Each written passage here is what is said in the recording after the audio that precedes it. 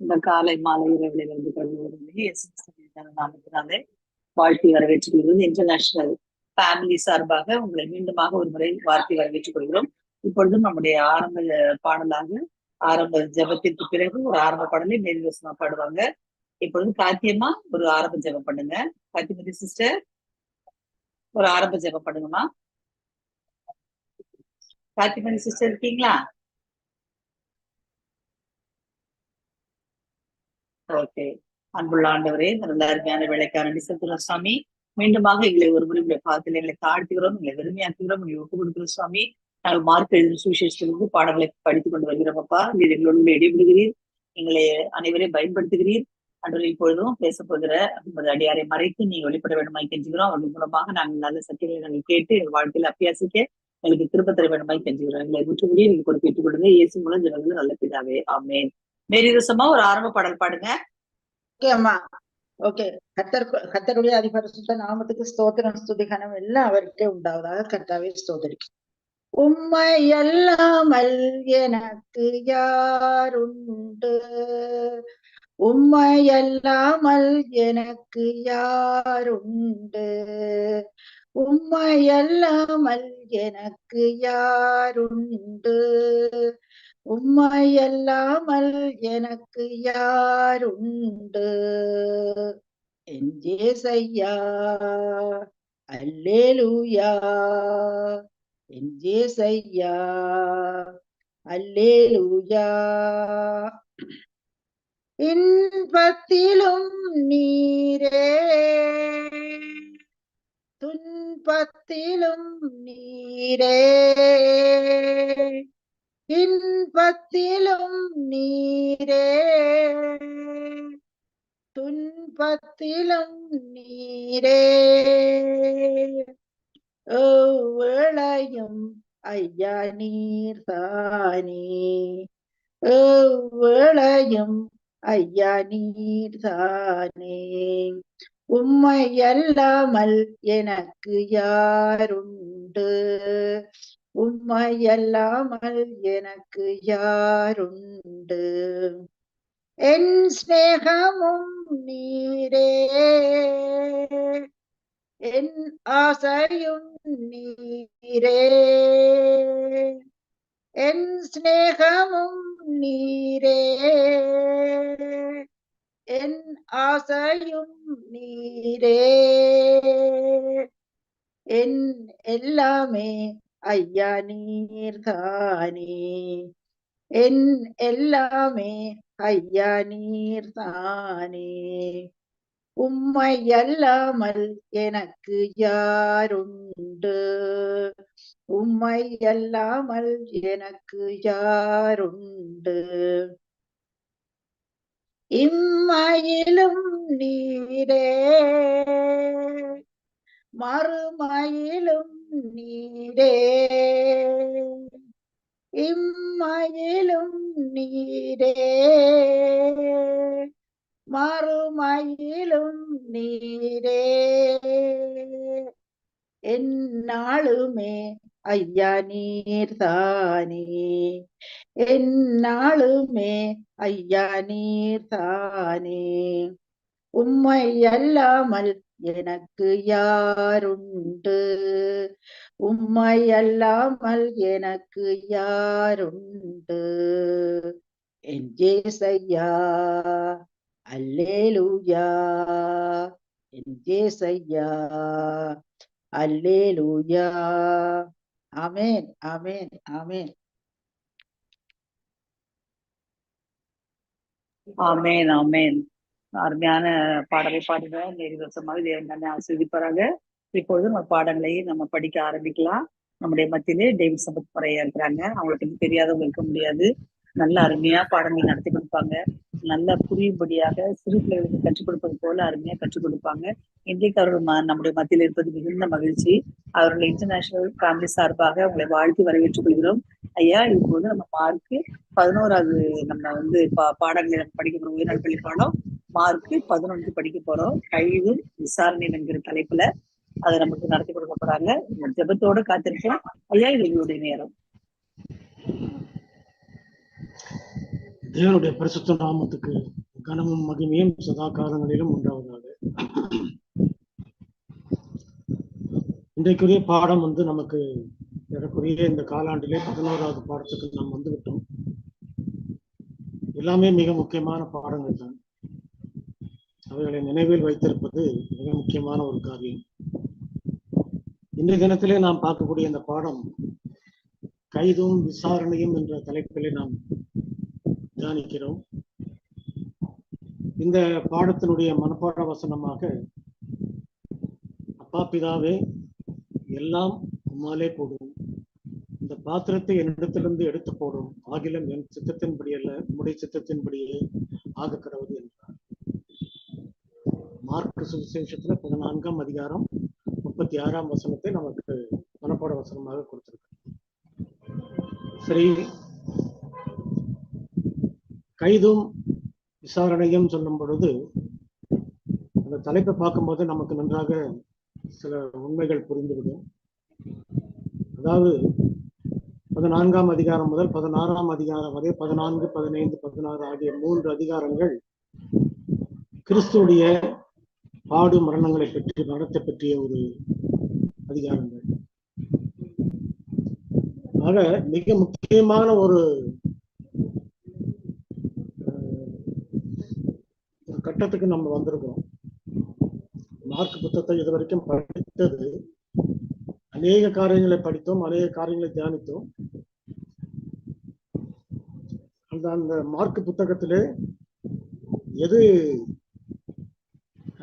முக்கியமான இடமோ அந்த இடத்துக்கு நம்ம வந்திருக்கோம். இதுவே கிறிஸ்துவானவர் இதுவரைக்கும் அவர் பல சூழ்நிலைகளிலே அவர் சிலுவையை சுமந்துதான் நடந்திருக்கு. பல அவமானங்கள், பல எதிர்ப்புகள், பல போராட்டங்கள், பல பிரச்சனைகள், இவைகளை எல்லாம் சந்தித்துதான் அவர் இதுவரையிலும் ஊழியங்களை முடித்துக் கொண்டு வந்திருக்கிறார். அதே நேரத்திலே தன்னுடைய ஊழியத்தின் போது அவர் மிகுந்த அதிகாரம் உள்ளவராய் போதித்தார்னு சொல்லப்பட்டது. பரலோகத்தின் அதிகாரம் அவருடைய ஊழியத்தில் நல்லா தெரிஞ்சது. ஆகையால நம்ம என்ன பார்க்கிறோம் இந்த இடத்துல, இந்த இன்றைய தினத்திலே படிக்கக்கூடிய பாடத்திலே அவருக்கு ஒரு நெருக்கடியான ஒரு நேரம். நெருக்கடியான நேரம் என்றால் மரணத்தை அவர் சந்திக்க போகும் நேரம். இப்படிப்பட்ட மரணம் அவருக்கு நேரிடும் என்பது முன்பே அவருக்கு தீர்க்கதரிசனமாக சொல்லப்பட்டிருக்கிறது. சொல்லப்பட்ட வாக்கியத்தின்படி, வேத வாக்கியத்தின்படி அவர் மரிக்கப் போகிறார், 3ஆம் நாள் உயிரோடு எழுந்திருக்க போகிறார், அவர் பாடுகளை சந்திக்க போகிறார் என்பது ஒரு தெளிவான ஒரு விளக்கம் நமக்கு வேதாந்தத்தில் இருக்கிறது. அவைகளில் சொல்லப்பட்ட பிரகாரம் அவர் இந்த பாடுகளை சந்தித்தாலும் கூட அவர் மனுஷனாக, மனுஷகுமாரனாக இந்த பூமியில இருந்தபடியினாலே மனுஷனுக்குரிய சில நம்மை போல பாடுள்ளவராய் சோதிக்கப்பட்டார்னு சொல்லப்பட்டிருக்கு இல்லையா, அந்த மனுஷீகம்ன்றது அவர்கிட்ட இருக்கு. அதாவது கிறிஸ்துவ வாழ்க்கையினுடைய ஒரு அடிப்படை என்னன்னு சொன்னா, மனுஷீகத்துல இருந்து கொண்டு அவருடைய சித்தத்துக்கு ஒப்பு கொடுக்கிறது. தெய்வீகத்துல நம்ம இருந்து கொண்டு பரலோகத்துல போன பிறகு அவர் சித்தத்துக்கு ஒப்பு கொடுக்கிறோம் அப்படின்னு பூமியில நம்ம இருக்கும் பொழுது, நமக்கு மனுஷீகத்துல இருக்கும்போது ஒரு நெருக்கடியான சூழ்நிலை, ஒரு ஆபத்தான சூழ்நிலை, மரணம் நமக்கு நேரிடுகிற ஒரு நிலைமை. அப்படிப்பட்ட நிலைமையிலும் நாம் பின்வாங்காதபடிக்கு நம்முடைய சித்தத்தை தேவனுடைய சித்தத்துக்கு ஒப்பு கொடுக்கிறது தான் விசுவாசம், நம்பிக்கை, அன்பு எல்லாமே அதுலதான் அடங்கியிருக்கு. இந்த தினத்திலே நாம அப்படிப்பட்ட ஒரு ஒப்பு கொடுத்தல தான் நாம கிறிஸ்துவிட்ட பார்க்கிறோம். ஆகிலும் என் சித்தத்தின்படி அல்ல உம்முடைய சித்தத்தின்படி ஆக கடவுதுன்னு அவர் சொல்லும் பொழுது, எந்த சூழ்நிலையிலே அவர் தன் சித்தத்தை தேவ சித்தத்துக்கு, பிதாவின் சித்தத்துக்கு ஒப்பு கொடுக்கிறார். அந்த சூழ்நிலை மிகவும் பயங்கரமான ஒரு சூழ்நிலை. அதே சூழ்நிலை தான் நமக்கும் வரும்ன்றதுக்கு அவர் முன்மாதிரியாக அவர் காண்பித்து போயிருக்கிறார். ஆக அந்த சூழ்நிலையை நாம எப்படி தாண்ட போகிறோம் என்பதற்கு அவருக்கு எந்த பலம் கொடுக்கப்பட்டதோ அதே பலம் தான் நமக்கும் கொடுக்கும். நமக்கு அதற்காக தான் அவர் நமக்கு முன்மாதிரியா இருக்கும்படி அவர் மனுஷனாக பூமியிலே வந்தார். ஆக நாம் என்ன பார்க்கிறோம்? தேவ சித்தத்துக்கு தன்னை ஒப்பு கொடுத்த நேரம், அந்த சூழ்நிலை எல்லாமே மிகவும் ஒரு நெருக்கடியான ஒரு நிலைமை. கொஞ்சம் அந்த இடத்தை விட்டு ஓடிடலாமான்னு நினைக்கக்கூடிய அளவுக்கு ஒரு ஆபத்தான நிலைமை. ஆனாலும் அவர் ஓடவும் இல்லை, பின்வாங்கவும் இல்லை, அதை விட்டு விலகவும் இல்லை. அந்த வலிகளையும் உபத்திரவங்களையும் அந்த மன போராட்டங்களையும் அவர் சகித்து கொண்டார். அந்த நீடிய பொறுமை அவருக்கு காணப்பட்டது. அந்த பொறுமை அவருக்கு இருந்தபடியினாலே அவர் என்ன சொல்லுகிறார்? என் சித்தத்தின்படி எல்லாம் உம்முடைய சித்தத்தின்படி ஆகிறது. உம்முடைய சித்தத்தை நான் நிறைவேற்றுவதற்கு எப்படிப்பட்ட ஒரு நிலைமை எனக்கு ஏற்பட்டாலும் பரவாயில்லை அப்படின்ற ஒரு முடிவில் அவர் இருக்கார். ஆக நாம ஞாயிற்றுக்கிழமை பாடத்துல என்ன பார்க்கிறோம் என்றால், ஒரு ஸ்திரீ, அந்த ஸ்திரியை பற்றி மத்தேயுல சொல்லும் பொழுது, யோவான்ல சொல்லும் பொழுது, அவள் உயிரோடு எழுப்பப்பட்ட அந்த லாசருடைய சகோதரி அப்படின்னு சொல்லப்பட்டது. அந்த சகோதரி, அவளுடைய சகோதரி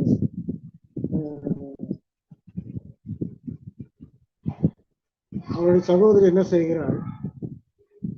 வந்து உயிரோடு எழுப்பப்பட்ட அந்த லாசருவை அதற்கு பிறகு அவனுடைய விசுவாசம் அதிகமாக பலப்பட்டபடியினாலே அவரை கிறிஸ்துவை யார் என்று அவள் அறிந்து கொண்டபடியினாலே எல்லா விசுவாசத்திலும் அவள் தெளிவாக இருக்கும்போது இந்த காரியத்தை அவள் செய்கிறாள். அவள் கொண்டு வந்த தைலம் மிகவும் விலை உயர்ந்த ஒரு தைலம். அந்த தைலம்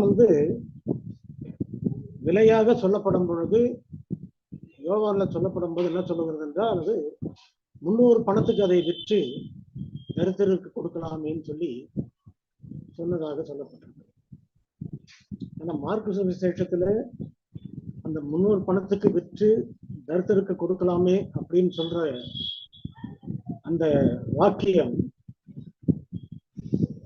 யோவான்ல யார் அந்த வார்த்தையை சொன்னார் அப்படின்றத தெளிவா சொல்லியிருக்கு. யோவான் சுவிசேஷத்துல நீங்க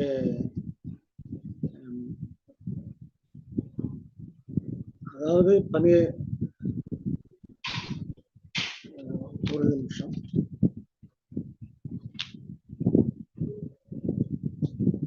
யோவான்ல 12ஆம் அதிகாரம் 6ஆம் வசனம். யோவான் 12:5-6 கொஞ்சம் எடுத்தவங்க தயவு செய்து வாசிங்க.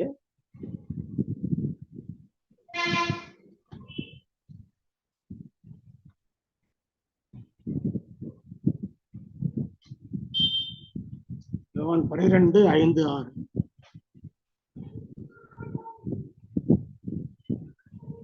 இந்த தைலத்தை 300 பணத்துக்கு விற்று தரித்திரருக்கு கொடாமல் போனதன் தரித்திரனை குறித்து கவலைப்பட்டு இப்படி சொல்லாமல், அவன் திருடனானபடினாலும் பணப்பையை வைத்துக் கொண்டு அதிலே போடப்பட்டதை சுமக்கிறவனானபடினாலும் இப்படி சொன்னான்.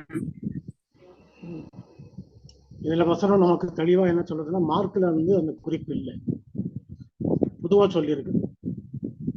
300 பணத்துக்கு விற்று தரித்திரருக்கு கொடுக்கலாமேன்னு சொன்னார்கள் அப்படின்னு இருக்கு. இதுல யார் சொன்னா அப்படின்னு பார்க்கும்பொழுது யூதாஸ்காரியத்தை சொன்னான். அவன் ஏன் அந்த வார்த்தையை சொன்னான், ஏன் அந்த ஒரு கருத்தை அவன் வெளிப்படுத்துகிறான், அதே வசனம் நமக்கு தெளிவா என்ன சொல்றதுன்னு சொன்னா, அவன் திருடனானபடியினாலும் பணப்பையை அவன் சுமந்து கொண்டிருந்தபடியினாலும் அந்த வார்த்தையை சொன்னான். அதாவது 300 பணம்ன்றது சாதாரண காசு இல்லை அந்த நாட்களில். 300 பணம் சொல்லும் போது என்ன குறிப்பு கொடுக்கப்பட்டிருக்கிறது என்றால், அந்த 300 பணம்ன்றது ஒரு வருடம் முழுவதும் சம்பாதித்து பெறக்கூடிய ஒரு கூலி பணம். அப்படி என்றால் ஒரு தெளிவான விளக்கம் நமக்கு என்ன கிடைக்கிறது, அந்த 300 பணத்தை கொண்டு வந்து யூதாஸ்காரியத்துடைய பையில போட்டுட்டு அந்த தைலத்தை வித்திருந்தாக்க தரித்திரருக்கு கொடுக்கலாமேன்னு அவன் சொல்றான்.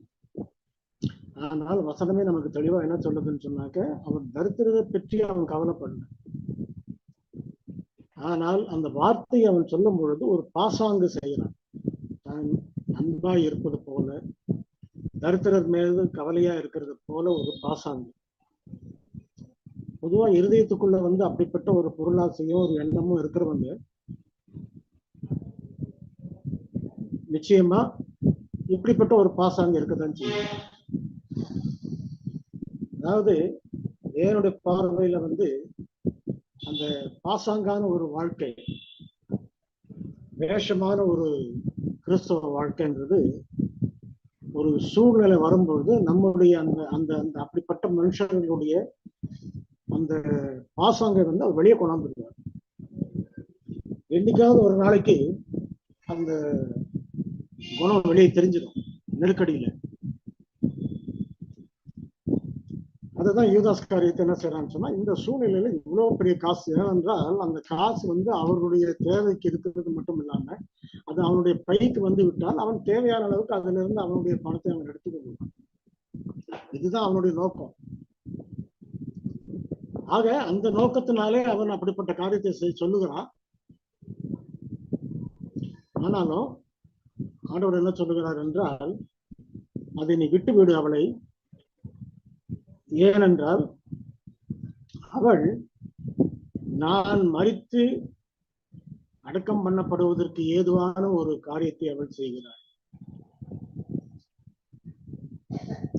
இந்த தைலத்தை பற்றி சொல்லும் பொழுது இன்னொரு வசனம் வாசிங்க. உன்னத பாட்டு புத்தகத்துல 1ஆம் அதிகாரம் 12ஆம் வசனம். உன்னத பாட்டு 1ஆம் அதிகாரம் 12ஆம் வசனம்.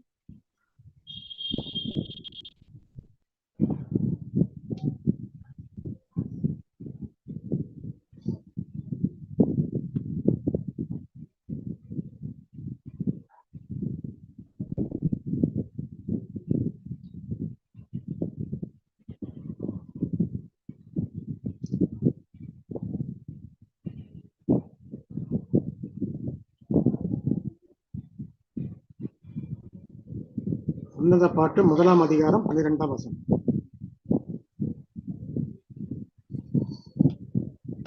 ராஜா தமது பந்தியில் குந்தனையும் என்னுடைய நல தைலம் தன் வாசனையை வீசும். ராஜா பந்தியிலே உட்காரும் பொழுது என்னுடைய நலதம் தைலம் என்ன செய்யும்? வாசனையை வீசும். இந்த நலதம் என்ற தைலம் வந்து ரொம்ப விலை உயர்ந்த தைலமா இருக்கிறபடியினாலே அது ராஜாக்களுக்கு பயன்படுத்தக்கூடிய ஒரு தைலம். அதான் இந்த வசனத்துல நம்ம பார்க்கணும். அது வந்து அந்த வெள்ளைக்கல் பரணைன்றது அந்த தைலத்தை உள்ள போட்டு அவங்க என்ன செய்வாங்க, சீல் பண்ண மாதிரி அதை மூடி வச்சிருவாங்க. திருப்பி உடைச்சுதான் எடுக்கணும், ஓபன் பண்ணி எடுக்கணும். அவ்வளவு விலை உயர்ந்த தைலத்தை இந்த மரியாள் தன்னுடைய சகோதரனாகிய லாசரு அவர் உயிரோடு எழுப்பினது நிமித்தமாக அவர் யார் என்பது அவருக்கு நன்றாக தெரிந்து விட்டது. அவரை பற்றி அவள் ஆராய்ந்த போது இவர்தான் யூதருக்கு ராஜா அப்படின்றது நன்றாக தெரிந்து விட்டது. அந்த ஒரு ராஜ மரியாதையை கொடுப்பதற்காக தான் அந்த தைலத்தை கொண்டு வந்து அவள் ஊற்றி அபிஷேகம் பண்ணுகிறாள். சரி, இந்த தைலம் அதுக்கு ஆண்டவர் என்ன சொல்லுகிறார்? இதை தடுக்காதீர்கள். அவர் செய்கிற காரியம் வந்து ஒரு சுவிசேஷத்தை அறிவிக்கிறது. என்ன சுவிசேஷத்தை அறிவிக்கிறது? ஒரு நல்ல சுவிசேஷத்தை அது கொடுக்கிறது, செய்தியை கொடுக்கிறது. அதாவது கிறிஸ்து சிலுவையில் அறையப்பட போகிறார், மரிக்க போகிறார், உயிரோடு எழுந்திருக்க போகிறார். ஆக பூமி முழுவதும் சுவிசேஷமானது அறிவிக்கப்படும் போது, அவருடைய மரணமும் உயிர்த்தெழுதலும் அறிவிக்கப்படும் பொழுது இவளுடைய இந்த காரியமும் கூடவே அந்த சுவிசேஷத்து கூடவே சொல்லப்படும். அப்போ நாம என்ன பார்க்கிறோம்? கிறிஸ்துவின் சுவிசேஷத்துக்கு ஒரு முக்கியமான பங்காக இந்த உயிர்த்தெழுதலும் மரணமும் இருக்கிறது. அவருடைய சுவிசேஷத்தை நம்ம கொடுக்கும் பொழுது அந்த உயிர்த்தெழுதலையும் மரணத்தை பற்றியும் நம்ம சொல்லவில்லை என்றால் அந்த சுவிசேஷம் முழுமை பெறாது. என்றால் மனிதன் மரணத்தை ஜெயிக்க முடியும், மரணத்திலிருந்து வெற்றி கொள்ள முடியும் என்பதுதான் சுவிசேஷத்தினுடைய ஒரு முக்கியமான கருப்பொருள்.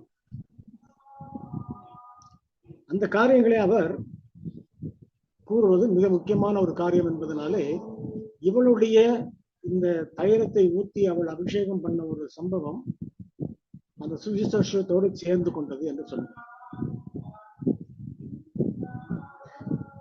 ஆனால் இதிலே அவர் சிலுவையில் அறையப்படுவதற்கு அந்த யூத தலைவர்கள் திட்டம் போட்டுக் கொண்டிருக்கிறார்கள். அந்த திட்டம் ஏதோ ஒரு சம்பவமாக நடக்கல. அந்த திட்டம் போட்டது அவர் தீர்க்க தரிசனத்தின்படி சுவிசேஷத்தினுடைய ஒரு நிறைவேறுதலாக அந்த திட்டம் அங்கு நடந்து கொண்டிருக்கிறது.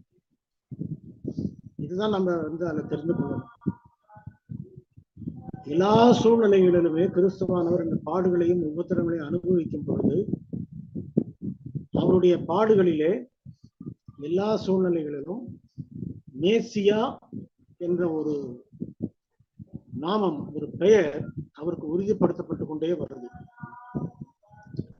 அவர் தன்னுடைய ஒவ்வொரு பாடுகளையும் உபத்திரங்களையும் சந்திக்கும் போது அந்த தீர்க்க தரிசனங்கள் தான் நிறைவேறியிருக்கு. ஆகையினால அது அவர்களுக்கு தெரியல, ஆனா இவருக்கு தெரியும், தன்னை பத்தி தெளிவா இருக்கிறாங்க. அப்போ அந்த நேரத்தில் அவர் அந்த சம்பவத்தை முடிச்சிட்ட பிறகு இந்த கடைசி இரவு விருந்து, பஸ்கா இரவு, பஸ்கான்னு சொல்றது இஸ்ரவேல் ஜனங்க எகிப்திலிருந்து வெளியே வரும் பொழுது ஆண்டவர் சொன்னார், முதலாவது பஸ்காவை ஆசரிக்கும்படி சொன்னார். ஒரு உண்மையை நம்ம தெரிந்து கொள்ளணும். இஸ்ரவேலுடைய காலத்துல அவர் சொன்ன காரியம் அன்றைக்குரிய பிரசன்ட் ட்ரூத், நிகழ்கால சத்தியம். அன்றைக்கு கிறிஸ்து சிலுவையில் அறையப்பட்ட பிறகு இன்றைக்கு நிகழ்கால சத்தியம் வேற மாதிரி இருக்கு. ஆக காலத்துக்கு ஏற்ற தூதுகளை அவர் கொடுத்து கொண்டே இருக்கிறார். அதுதான் நிகழ்கால சத்தியம் சொல்றது. அது 1844 கொடுத்தது நிகழ்கால சத்தியம். அதற்கு முன்பாக கொடுத்தது அந்த காலத்துல இருக்கக்கூடிய சத்தியம். மார்ட்டின் லூத்தருக்கு கொடுக்கப்பட்டது விசுவாசத்தாலே நீதிமான் ஆகுதல் என்ற சத்தியம். நோவாவுடைய காலத்துல கொடுக்கப்பட்டது அந்த காலத்தில் இருக்கக்கூடிய சத்தியம். ஆபிரகாம் காலத்திலே அவருடைய காலத்தில் இருக்கக்கூடிய சத்தியம். அப்படி அந்தந்த காலங்களிலே ஒரு வெளிச்சத்தை அவர் தொடர்ந்து கொடுத்து கொண்டே வருகிறார். ஆனால் இந்த நேரத்திலே அவர் பஸ்காவை கொஞ்சம் மாற்றி கொடுக்கிறார். பழைய பஸ்கா எகிப்திலிருந்து அவர்கள் வரும் பொழுது அவர்கள் என்ன செய்ய வேண்டும் என்றால் தங்களுடைய குடும்பத்தினுடைய அளவுக்கு தக்கபடி ஒரு வயதான பழுதற்ற ஆட்டுக்குட்டியை கொண்டு வரணும். அந்த ஒரு வயதான பழுதற்ற ஆட்டுக்குட்டியை கொண்டு வந்து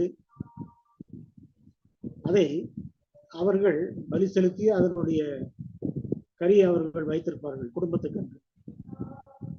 அது கூட புளிப்பில்லாத அப்பம்,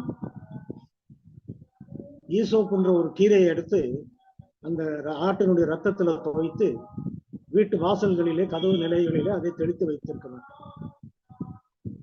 சங்கார தூதன் வரும்பொழுது அந்த எந்த வீட்டிலே அப்படிப்பட்ட ரத்தம் தெளிக்கப்படாமல் இருக்கிறதோ அந்த வீடை அவன் அழித்து விட்டு போய்விடுகிறான். இதுதான் பஸ்காவுடைய ஒரு ஆரம்பம். அதே பஸ்கா அன்றைக்கு கிறிஸ்துவானவர் அதே பஸ்கா ஆட்டுக்குட்டியாக அவர் மரிக்க போகிறார். இந்த சடங்காச்சார பிரமாணங்கள் எல்லாவற்றையும் ஒழித்து கிறிஸ்து ஒரு புதிய உடன்படிக்கையினுடைய ஒரு பிரமாணத்தை அவர் கொண்டு வந்து வைக்கிறார். இதை மாற்றக்கூடிய ஒரு சம்பவத்தை, இந்த மாற்றத்தை அவர்கள் விரும்பவும் இல்லை, ஏற்றுக்கொள்ளவும் இல்லை யூதர்கள். காரணம் என்னவென்றால் அவர்களுக்கு அது புரியலை. ஏன் புரியலை? அவர்கள் பரிசுத்தாவியின் வழிநடத்துதலை அவர்கள் இழந்து விட்டார். இது தவறு, இது தவறு இல்லை, இது பாவம், இது பாவம் இல்லை, இது உண்மை, இது பொய் அப்படின்றதை புரிந்து கொள்ளக்கூடிய ஒரு தெளிந்த புத்தி அவர்களுக்குள்ள இல்லாத போயிடுச்சு. அதற்கு காரணம் அவர்கள் தேவனை விட்டு விலகினது. அவருடைய இருதயம் அந்த மாதிரி ஒரு கேடுகளால நிறைந்து இருண்டு போச்சுன்னு சொல்லப்பட்டிருக்கு. ஆக அப்படிப்பட்ட வேலையை அவர்கள் செய்ததுனாலே, அவர்கள் புரியாதனாலே அவர்கள் கடைசி வரைக்கும் அந்த மாற்றத்தை அவர்கள் புரிந்து கொள்ளவே இல்லை. மோசையுடைய பிரமாணமானது, சடங்காச்சார பிரமாணமானது கிறிஸ்து சிலுவையில் அறையப்பட்ட உடனே அது ஒழிந்து விட்டது அப்படின்றத அவங்களால புரிந்து கொள்ள முடியல. ஆக இப்ப இன்னும் ஒரு தருணத்தை அவர்களுக்கு கொடுக்கிறார்.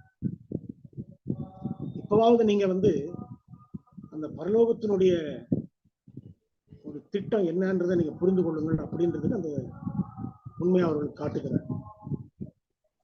பஸ்கா அன்றைக்கு கிறிஸ்துவானவர் அந்த மேல் வீட்டிலே போய் சீஷர்களை கொண்டு உட்கார வைத்து அவர் அப்பத்தை பெற்று திராட்சை ரசத்தை கொடுத்து அந்த ராபோஜன விருந்தை அவர் செய்தார் என்று நம்ம பார்க்கிறோம். அதை கொடுக்கும் பொழுது அந்த இது என் சரீரமாக இருக்கிறது என்று அப்பத்தை காண்பித்து கொடுத்து, இது என் ரத்தமாக இருக்கிறது என்று சொல்லி தன்னுடைய கையில் இருந்த திராட்சை ரசத்தை கொடுத்து அவர் ஒரு அடையாளமான ஒரு காரியத்தை அவங்களுக்கு செய்யும்படி அவர் கற்றுக் கொடுத்து விட்டு போனார்.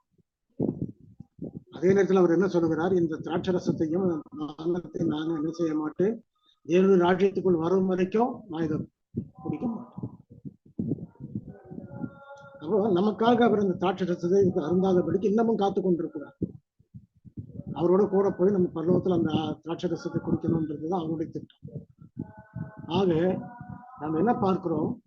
இந்த காரியங்களை அவர் செய்யும் பொழுது, பஸ்கா பண்டிகைக்கு பதிலாக அந்த ராபோஜன விருந்தை ஆராதனைக்கு கொண்டு வரும் பொழுது, அவர் பஸ்கா ஆடாக அடிக்கப்படுகிறார் என்பதற்கு அடையாளமாக ஆசரிப்பு கூடாரத்திலே பலி செலுத்தக்கூடிய அந்த ஆசாரியன் பலி செலுத்தக்கூடிய இடத்துல கொண்டு வரப்பட்ட பலி ஆடு, அந்த பஸ்கா ஆடு தப்பித்து ஓடி போயிடுச்சு. அதற்கு பிறகு அந்த தேவாலயத்தினுடைய திரைச்சீலை கீழிருந்து மேலாக அல்ல, மேலிருந்து கீழாக இரண்டாக கிழிந்தது. கீழிருந்து கிழிச்சாக்க மனுஷர் கிழிச்சிருப்பாங்க, மேலிருந்து கிழிச்சது அவர் கிழிச்சது. ஆக அந்த தேவாலயத்தினுடைய திரைச்சீலை இரண்டாக கிழிக்கப்பட்டது.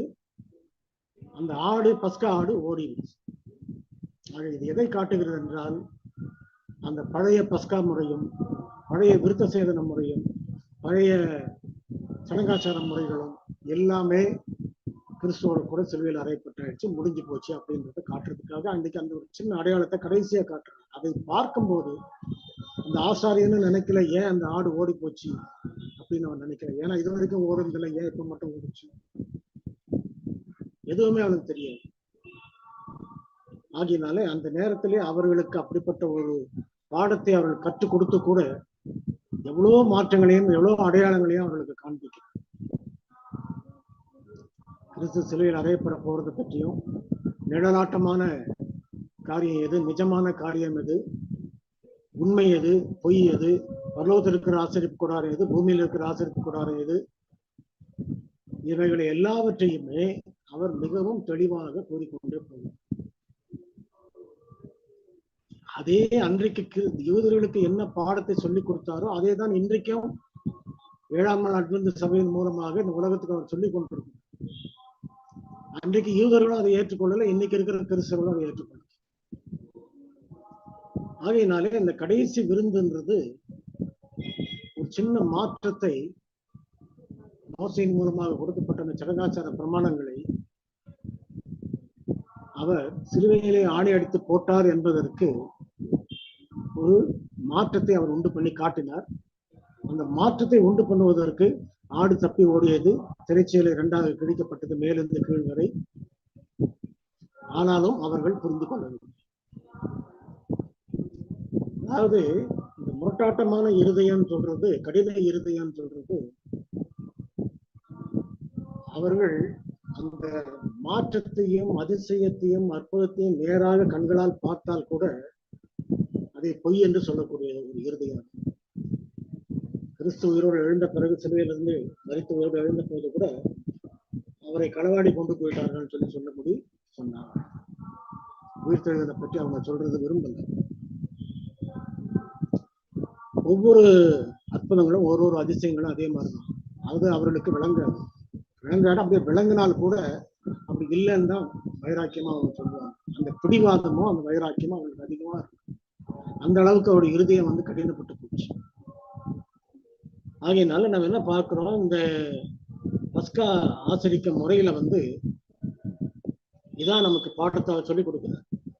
சரி, அதுக்கு அடுத்தபடியாக கிறிஸ்து கெத்செமனே தோட்டத்துக்கு போகிறார். கெத்செமனே தோட்டத்துக்கு அவர் போகும் பொழுது, கெத்செமனே என்றால் என்ன அர்த்தம்? கெத்செமனே என்றால் எண்ணெய் ஆலை அப்படின்னு அர்த்தம் சொல்லப்பட்டிருக்கு.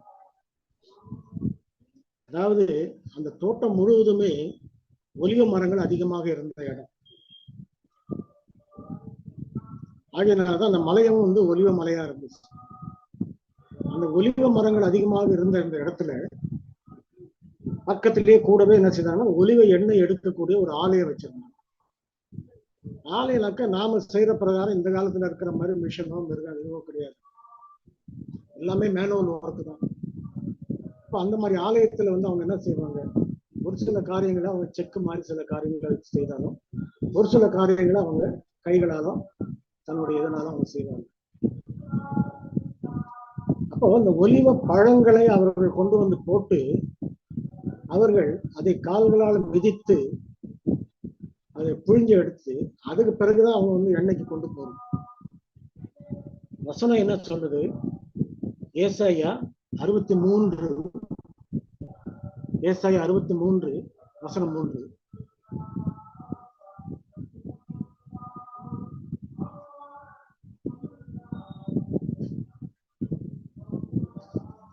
ஏசாயா 63 வசனம் 3. நான் ஒருவனாய் ஆளையை மிதித்தேன், ஜனங்களில் ஒருவனும் என்னோடு இருந்ததில்லை. நான் என் கோபத்திலே அவர்களை மிதித்து என் உக்கிரத்திலே அவர்களை நசுக்கி போட்டேன். அதனால் அவர்கள் ரத்தம் என் வஸ்திரங்கள் மேல் தெரித்தது, என் உடுப்பை எல்லாம் கரைப்படுத்திக் கொண்டேன்.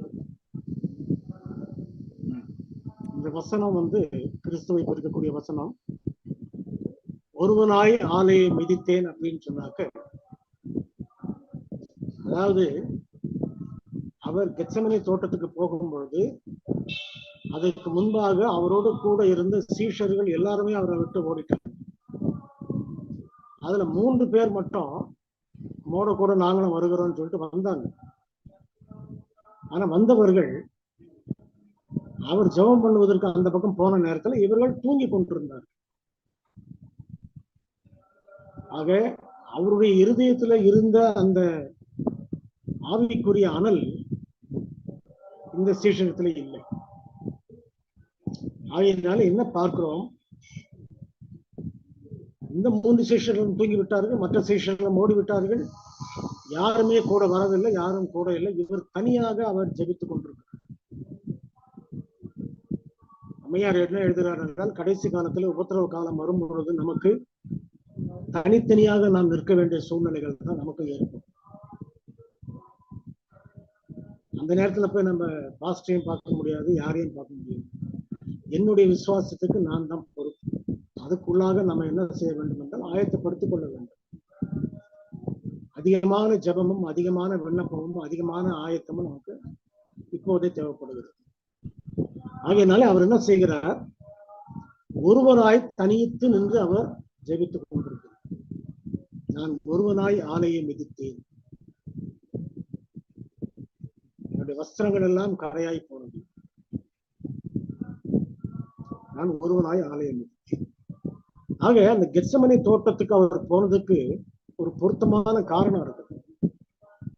ஏனென்றால் கெத்செமனே என்றால் எண்ணெய் ஆலை. அவர் இப்பொழுது அந்த எண்ணெய் ஆலையிலே போய் உட்கார்ந்து ஜெபித்துக் கொண்டு தனியாக ஒருவராக யாருடைய ஆதரவும் இல்லாதபடிக்கு எல்லாரும் விட்டுட்டு ஓடி போன பிறகு தனிமையிலே ஒருவராக அவர் போராடி கொண்டிருக்கிறார். இந்த போராட்டத்தை தான் அந்த கெத்செமனே தோட்டத்திலே அவர் பார்க்கிறார். ஆக அந்த நேரத்துல கூட அந்த கெத்செமனே தோட்டத்திலே அவர் இருக்கக்கூடிய நேரம் எப்படிப்பட்ட நேரம் என்றால், அதுக்கு முன்பாகவே அவர் என்ன சொல்லுகிறார் சீஷரிடத்திலே, எனக்கு மரண பயம், மரணத்தை குறித்த ஒரு அங்க வேதனையில் இருக்கிறேன் நான், ஆகையினால நான் ஜெபிக்க போகிறேன், நீங்க கொஞ்சம் முடித்திருங்கள் அப்படின்னு சொல்லிட்டு போனார். மரணத்தை குறித்து அவர் வேதனையில் இருக்கிறாருன்னு சொன்னாக்க அந்த நேரம் அந்த கெத்செமனே தோட்டத்தினுடைய ஒரு அனுபவம் அம்மையார் ரொம்ப தெளிவா எழுதுறாங்க. அந்த நேரத்திலே அவருடைய வேர்வைகள் ரத்தத்தின் துளிகளாக கீழே மென்டல் அகனின்றது அவருக்கு அந்த நேரத்துல மிகவும் அதிகமாக இருந்தது. ஒரு உச்சக்கட்டமான ஒரு வேதனையான நேரம். மனுஷனுக்கு என்ன வேதனை இதுவரைக்கும் நாம பார்த்ததில்லை. ஏன்னா மனுஷன் இன்ன வரைக்கும் வேதனைகள் இருந்து தப்பித்துக் கொண்டே இருக்கிறோம். சின்ன சின்ன பிரச்சனைகள்ல கூட சிலுவையை சுமக்கிறதுக்கு தச்சு ஓடி இருக்கணும். ஆனால் அவர் அந்த சிலுவையை நான் சுமக்கிறேன் அப்படின்னு கடைசி வரைக்கும் சுமக்கிறேன்னு ஒத்துக்கொண்டதுனால இந்த இடத்துல அவர் முழுமையாக சுமந்து கொண்டிருக்கிறார். ஆகையினால அவர் பண்ணக்கூடிய அந்த இடத்துல, ஜெபம் பண்ணக்கூடிய இடத்துல அவருக்கு அதிகமான உபத்திரங்களும் துன்பங்களும் நெருக்கடிகளும் மரணத்தை குறித்த ஒரு வியாகுலமும் அவருக்கு இருந்தாலும் கூட அந்த நேரத்திலே அவர் சொல்லக்கூடிய வார்த்தை, இந்த பாத்திரம் என்னை விட்டு நீங்குமானால் நீங்கும்படி செய்யும், ஆகிலும் என் சித்தத்தின்படி இல்லை உம்முடைய சித்தத்தின்படி ஆகணும். இதுதான் அவருடைய ஜெபம், அவருடைய விண்ணப்பம். நாம அவர் சித்தத்துக்கு ஒப்பு கொடுக்கிறோம்னு சொல்லி சொல்றோம். ஆனா எப்ப ஒப்பு கொடுக்கணும்னு சொன்னாக்க, நமக்கு மேற்கொண்டு நம்பிக்கையே இல்லை, நமக்கு மேற்கொண்டு நமக்கு வாழ்க்கையே இல்லை, நம்ம மேற்கொண்டு என்ன செய்ய முடியும்னு தெரியாதபடிக்கு முழிச்சிட்டு இருக்கிற நேரத்துல, அங்கலாய்ச்சிட்டு இருக்கிற நேரத்துல, வியாகுலமா இருக்கிற நேரத்துல, நம்ம கையில இருக்கிறது எல்லாவற்றையும் இழந்து வெறுமையாக நின்று தவித்துக் கொண்டிருக்கிற நேரத்துல நம்முடைய சித்தத்தை அவருடைய சித்தத்துக்கு ஒப்பு கொடுக்கிறது தான் அவருடைய சித்தத்துக்கு கொடுக்கிறது. அதுதான் கிறிஸ்துவ செய்யறார். மற்ற நேரங்கள்ல, சாதாரண நேரங்கள்ல நான் ஒரு சித்தத்துக்கு கொடுக்குறேன், நம்முடைய சித்தத்தின்படி செய்யும் அப்படின்னு ஜெபம் பண்றதுல மட்டும் பிரயோஜனம் இல்லை. நம்முடைய சித்தமானது அவர் சித்தத்துக்கு எப்போ ஒப்பு கொடுக்கப்படணும், அவரை போல நெருக்கடியான நேரத்தில். அதனால்தான் வெளிப்படுத்தல நம்ம என்ன படிக்கிறோம் என்றால், மரணத்தின் எங்களுக்கு நேரிடுகிறதா இருந்தாலும் அவர்கள் ஆட்டுக்குட்டியான ரத்தத்தினாலும் சாட்சியின் வசனத்தினாலும் அவனை ஜெயித்தார். மரணம் நேரிடுகிறதா இருந்தாலும் அவர்கள் பயப்படலாம். ஆக இதுதான் அவருடைய சித்தத்துக்கு ஒப்பு கொடுக்கறதுன்னு அர்த்தம். சரி, அதற்கு பிறகு நம்ம புதன்கிழமை நம்ம பார்க்கிறோம், எல்லாவற்றையும் விட்டு விட்டு ஓடுதல். எல்லாவற்றையும் விட்டு விட்டு ஓடுதல் சொல்லும் பொழுது யூதாஸ் காரியத்தை பற்றி முதலாவது சொல்லப்பட்டிருக்குது.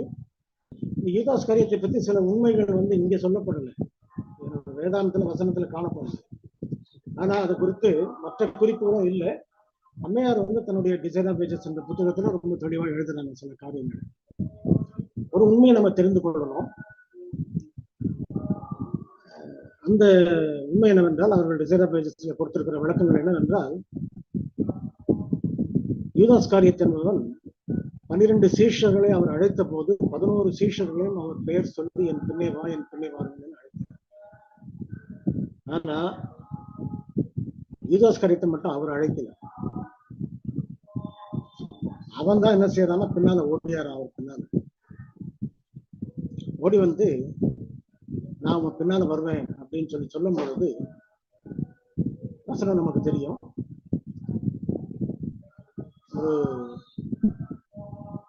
ஒரு பரிசேயன் அந்த மாதிரி கேட்டான்னு சொல்லப்பட்டிருக்கு. அவன் ஒரு பரிசேயன், உனக்கு பின்னாலே நான் வருவேன்னு சொல்லும் பொழுது அப்ப ஆண்டவர் சொன்னாரு, நரிகளுக்கு குழிகளும் ஆகாயத்து பறவைகளுக்கு கூடுகளும் உண்டு, மனுஷகுமாரனுக்கும் தலை சாய்க்கவும் இடமில்லை. ஏன் அந்த வார்த்தையை சொன்னாருன்னு சொன்னா, நீ என் பின்னால வரேன்னு சொன்னாக்க அவனை பத்தி அவருக்கு தெரியும். அவன் அவனுடைய உள்நோக்கம் இங்க இங்க இருக்கக்கூடிய காசையும் வருமானத்தையும் பணத்தையும் தன்னுடைய கையில எடுத்துக்கொண்டு அவன் அதிலே இருந்து அவன் திருடுவதற்கும் பொய் சொல்லுவதற்கும் அவன் திட்டமிடுகிறான்றது அவருக்கு தெரியும்.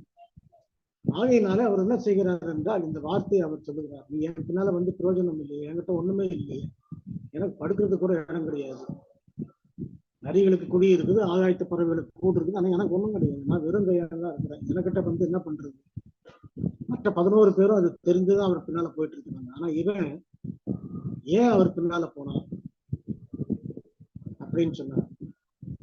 கிறிஸ்துவானவர் அநேக சமயங்களிலே 5 அப்பத்தையும் 2 மீனையும் ஆசீர்வதித்து 5000 பேருக்கு போஷிக்கிற ஒரு வல்லமையான அற்புதத்தை செய்தார். ஆக இவர்கிட்ட போனாக்க காசு இல்லைன்னு சொன்னா கூட அவரால் காசை உண்டாக்க முடியும், பொருள் இல்லைன்னா கூட அவரால் பொருளை உண்டாக்க முடியும். இவர் கூட போனாக்க ஜனங்க சுத்துற பின்னால போறது கூட்டத்தை பார்த்தாக்க நிச்சயமாக இவர் பின்னால நிறைய கூட்டங்கள் வரும்.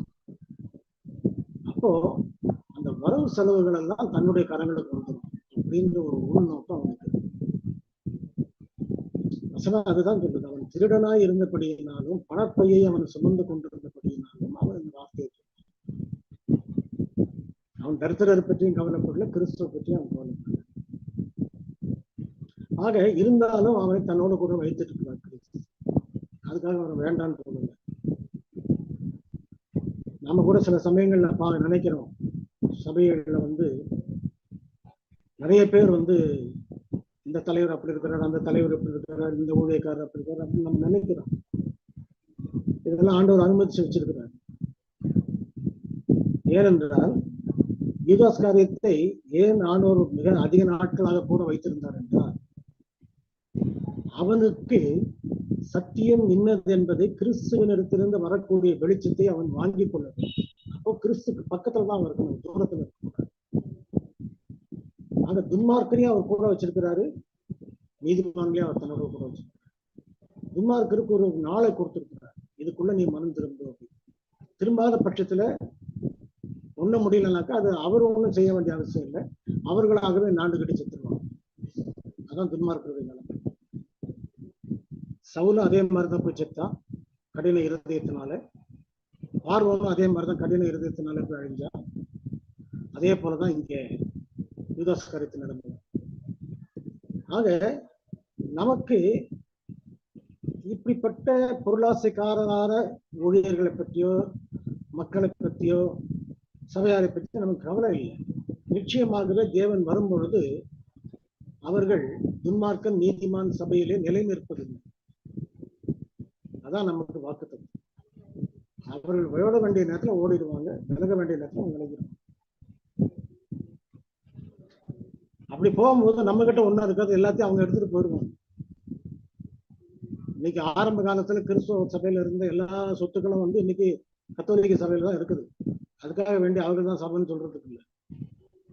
நாம வெறுமையா தான் வந்தோம், அதுக்கு பிறகுதான் இத்தனை நிறுவனங்கள் நமக்கு வந்துச்சு. ஆகையினால எந்த நிறுவனமோ இந்த நிறுவனத்தினுடைய சொத்தோ சபையினுடைய சொத்தோ நமக்கு ஆதாரம் கிடையாது. நமக்கு இருக்கக்கூடிய ஒரே ஆதாரம் கிறிஸ்து அவர் மேல வைத்திருக்கிற விசுவாசம் ஒண்ணுதான். ஆக என்ன பார்க்கிறோம் என்றால், யூதாஸ் காரியத்தை அவர் கூப்பிட்ட போது அப்படிதான் கூப்பிட்டார். அவர் கூப்பிட்ட பிறகு அதற்கு பிறகு அவனிடத்திலே காணப்பட்ட ஒரு சில காரியங்கள், இத்தனை நாட்களாக கிறிஸ்துவோட கூட அவன் இருந்தான், அவரோட பேசினான், பழகினான், சாப்பிட்டான், அவனுக்கு ஒரு ஊழியத்துக்கு போகிறது போல போனான், எல்லாமே செய்துகிட்டான். ஆனால் அவனுடைய இருதயத்துக்குள்ள பொருளாசைன்ற ஒரு வஞ்சனை அவனுக்குள்ள இருந்துச்சு. அந்த பொருளாசைன்ற வஞ்சனையை அவன் பாவத்தை அறிக்கையிட்டு விட்டுவிடல. கிறிஸ்து தன்னோட கூட இருக்கும் பொழுது முதலாவது நமக்கு வர வேண்டியது என்னன்னு சொன்னாக்கா, அவங்க கிட்ட வரும்பொழுது அவங்க அன்பை பார்த்து அந்த அன்பினாலே கிரியை செய்கிற விசுவாசம் சொல்றாங்க இல்ல, அந்த விசுவாசம் நம்முடைய பாவத்தை அதற்கு முன்பாக அறிக்கை. இதுதான் முதல் காரியம் நமக்குள்ள நடைபெற வேண்டியது.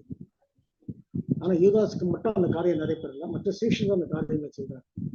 பேதுருவும் செய்தார், மற்ற சீஷர்கள் செய்தார். யூதாஸ் அந்த காரியத்தை செய்யாதனால அவனுடைய பாவம் உள்ளுக்குள்ளே இருந்துச்சு அவனுக்கு. ஆனால் அந்த பாவத்தை உள்ளே மறைத்து கொண்டு ஒரு வேஷத்தை அவன் போட்டுக் கொண்டிருக்கிறான். இதுதான் பவுல் சொல்லும்போது சொல்றாரு, கடைசி நாட்களிலே தேவபக்தியின் வேஷத்தை தரித்து அதன் பலனை மறுதளிக்கிறவர்களாக இருப்பார்கள். இன்னைக்கு ஒன்று ரெண்டு கிடையாது, மெஜாரிட்டி யூதாஸ் காரியத்தை தான் இருக்கிறாங்க. கொஞ்சம் பேர் தான் கிறிஸ்துவுக்குள்ள இருக்கிறாங்க. அப்படிப்பட்ட ஒரு வாழ்க்கையில தான் நம்மளும் வாழ்ந்துட்டு இருக்கிறோம். ஆனா எப்படி நம்ம அதை தாண்டி போகிறது, நமக்கு என்ன செய்ய வேண்டும் என்ன செய்யக்கூடாது என்பதை இந்த வேத சத்தியங்கள் நமக்கு மிக தெளிவாக கொடுக்கிறது. ஆகையினால தேவனுடைய பிள்ளைகளா இருக்கிற நாம இந்த உண்மைகளை நம்ம தெரிந்து கொள்ளணும். கடைசி காலங்களிலே நாம் எப்படி இருக்க போகிறோம். ஒரு யூதாஸ் காரியத்து 12 பேர்ல ஒரு யூதாஸ் காரியத்துன்னு சொன்னா இன்னைக்கு இத்தனை கோடி பேர்ல எத்தனை யூதாஸ் காரியத்தை இருப்பாங்க. அவர்களை நம்ம எப்படி சந்திக்கிறோம், அவர்களை பற்றி நம்ம என்ன சொல்லுகிறோம். உடனே அவர்களை அடிக்கவோ, அவர்களை சண்டை போடவோ, அவர்களை விரட்டவோ, அவர்களை பற்றி கோபமா பேசவோ எல்லா காரியங்களும் செய்யறோம். ஆனால் தேவனுடைய கிருபை அவர்களோடு இருக்குது. அவர்கள் இன்னும் கொஞ்ச நாளைக்கு இருப்பார்கள். அவர்கள் மனம் திரும்பவில்லை என்றால் தேவனே அவர்களை விலக்கி போடுவார். துன்மார்க்கன் நீதிமான் சபையிலே நிலை நிற்பதில்லை, அவனா போய் நாடுகிட்டு செத்துருவான். ஏன் நம்ம அதை பற்றி கவலைப்படுறோம்? மினிஸ்ட்ரி ஆஃப் ஹீலிங் என்ற புத்தகத்தில் 57வது பக்கத்தை நீங்கள் படித்து பாருங்க. அம்மையார் ரொம்ப தெளிவா எழுதுறாங்க. தவறு செய்கிற தலைவர்களையோ ஊழியர்களையோ நீங்கள் நியாயம் தீர்க்க வேண்டும் என்று கண்டிக்க வேண்டும் என்று போகாதீர்கள். நேரம் வரும்பொழுது ஏற்ற வேளையிலே தேவன் அவர்களை விலக்கி விடுவார், எடுத்து போடுவார். நாம அதை எடுத்து போடுறோம்னு சொல்லி போய் அந்த பாவத்தை நம்ம செய்தவர்கள் ஆகிடக்கூடாது. ஆக அவங்களையும் திருத்த முடியாது, நாமளும் பாவம் செய்தவர்கள் ஆகிடும். அதுக்காக தான் இந்த மாதிரி வேலைகளை செய்ய வேண்டாம்னு சொல்லி சொல்றேன். சபைகளை நம்ம அந்த மாதிரி சம்பவங்களை நிறைய பார்க்கிறோம். போய் நேரா போய் சண்டை போடுறது, நேரா போய் தகராறு பண்றது, நேரா போய் பேசுறது, வாக்குவாதம் பண்றது, அந்த மாதிரி காரியங்கள் நிறைய நடக்குது. அதை பத்தி ஆச்சரியப்படுறது கொண்டு இல்லை. அவங்க இருப்பாங்க, அவங்களும் கட்டாயம் தான் இருப்பாங்க. நாம இந்த பூமியில இருக்கிற வரைக்கும் நம்ம பரலோக ராஜ்யத்தினுடைய ஆலயத்துல இல்லை. நம்ம இந்த போராடுகிற சபையில நம்ம இருந்துகிட்டு இருக்கோம். இதுல போராட்டங்கள் இருந்துகிட்டே இருக்கும். அதுல யூதாஸ் காரியத்தை இருப்பான், சந்தேகப்படுற தோமா இருப்பான், பேதுரு பலவீனம் உள்ள அந்த பலவீனம் பேதுருவா இருப்பான், எல்லாருமே இருப்பான். ஆனா எப்படி நம்ம சந்திக்கிறது அவங்கள? கிறிஸ்துவத்திலிருந்து நம்ம கற்றுக்கொள்கிற பாடம் தான் அதை நம்ம சந்திக்கணும். ஆக நம்முடைய நோக்கம் என்னன்னு சொன்னாக்க, கிறிஸ்துடைய பாதத்துக்கு கீழே உட்கார்ந்து அந்த மரியாள் செய்தா இல்லையா, தன்னை விட்டு எடுப்படாத நல்ல பங்கை தெரிந்துக்காம உட்கார்ந்து அவர் பாதத்துல உட்கார்ந்து படிக்கிறது மட்டும்தான் நம்முடைய வேலை. அவர்கிட்ட இருந்து நம்ம கற்றுக்கொண்டோம்னு சொன்னாக்க இப்படிப்பட்ட மனுஷர்களை சந்திக்கிறது ரொம்ப சுலபமான ஒரு காரணம். இது எல்லா இடங்கள்லயும் அப்படிப்பட்ட இருக்கு, எல்லா சபைகள்லயும் இருக்கு. அது ஆச்சரியப்படுறதுக்கு ஒண்ணுமே இல்லை. ஆக இந்த நேரத்துல நம்ம பார்த்தோம்னு சொன்னா பேதுரு என்ன செய்கிறான், அங்கிருந்து பிரதான ஆசாரியனுடைய வேலைக்காரனை காதை வெட்டிட்டான். யூதாஸ் காரியத்தை என்ன சொல்லியிருந்தா, நான் போய் ஒருத்தர் முத்தம் கொடுப்பேன், அந்த முத்தம் கொடுக்குற மனுஷனை நீங்க என்ன செய்யுங்க, கைது பண்ணிடுங்க. இந்த காரியத்தை அவன் செய்வதற்கு, அவனுக்கு முத்தம் கொடுப்பதற்கு, கிறிஸ்துவ முத்தம் கொடுப்பதற்காக வேண்டி அவன் வாங்கி கொண்ட காசு 30 வெள்ளி காசு. ஆக கிறிஸ்துவே அவன் முத்தம் கொடுத்தான்றதுனால அவர் கிறிஸ்துவோட நெருங்கி இருக்கிறாங்கிறது அர்த்தம் கிடையாது. அவன் இவ்வளவு நாள் வேஷத்தோடு தான் நெருங்கி இருந்தான், இப்பவும் வேஷத்தோடு தான் முத்தம் கொடுக்கிறான். அந்த அனுபவத்துக்கு பிறகு அவனுடைய உள்நோக்கம் என்னன்றது நமக்கு தெரிஞ்சு போச்சு. சரி, அவன் அந்த காரியத்தை செய்தான், அவனுக்கு முற்றிலுமாக அந்த அன்பு கிடையாது, அந்த தேவ அன்பு அவனிடத்துல இல்லை. கிறிஸ்தவன் முழு இருதயத்தோடு அவன் நேசிக்கல. ஆனால் அதற்கு பிறகு பேதுரு அந்த வேலைக்காரனுடைய காதை வெட்டினான். அவன் கிறிஸ்துவத்துல அன்பாய் இருப்பதற்காக தான் அந்த காதை வெட்டினான். ஆனால் ஆண்டவர் சொல்லுகிறார், அவன் பட்டயத்தை உரையில போடு, பட்டயத்தை எடுக்கிறவன் பட்டயத்தாலே சாக வேண்டும். அப்படி என்றால் பேதுரு காட்டின ஒரு உணர்ச்சி வசப்பட்ட அன்பிலும் வந்து மெய்யான அன்பு இல்லை.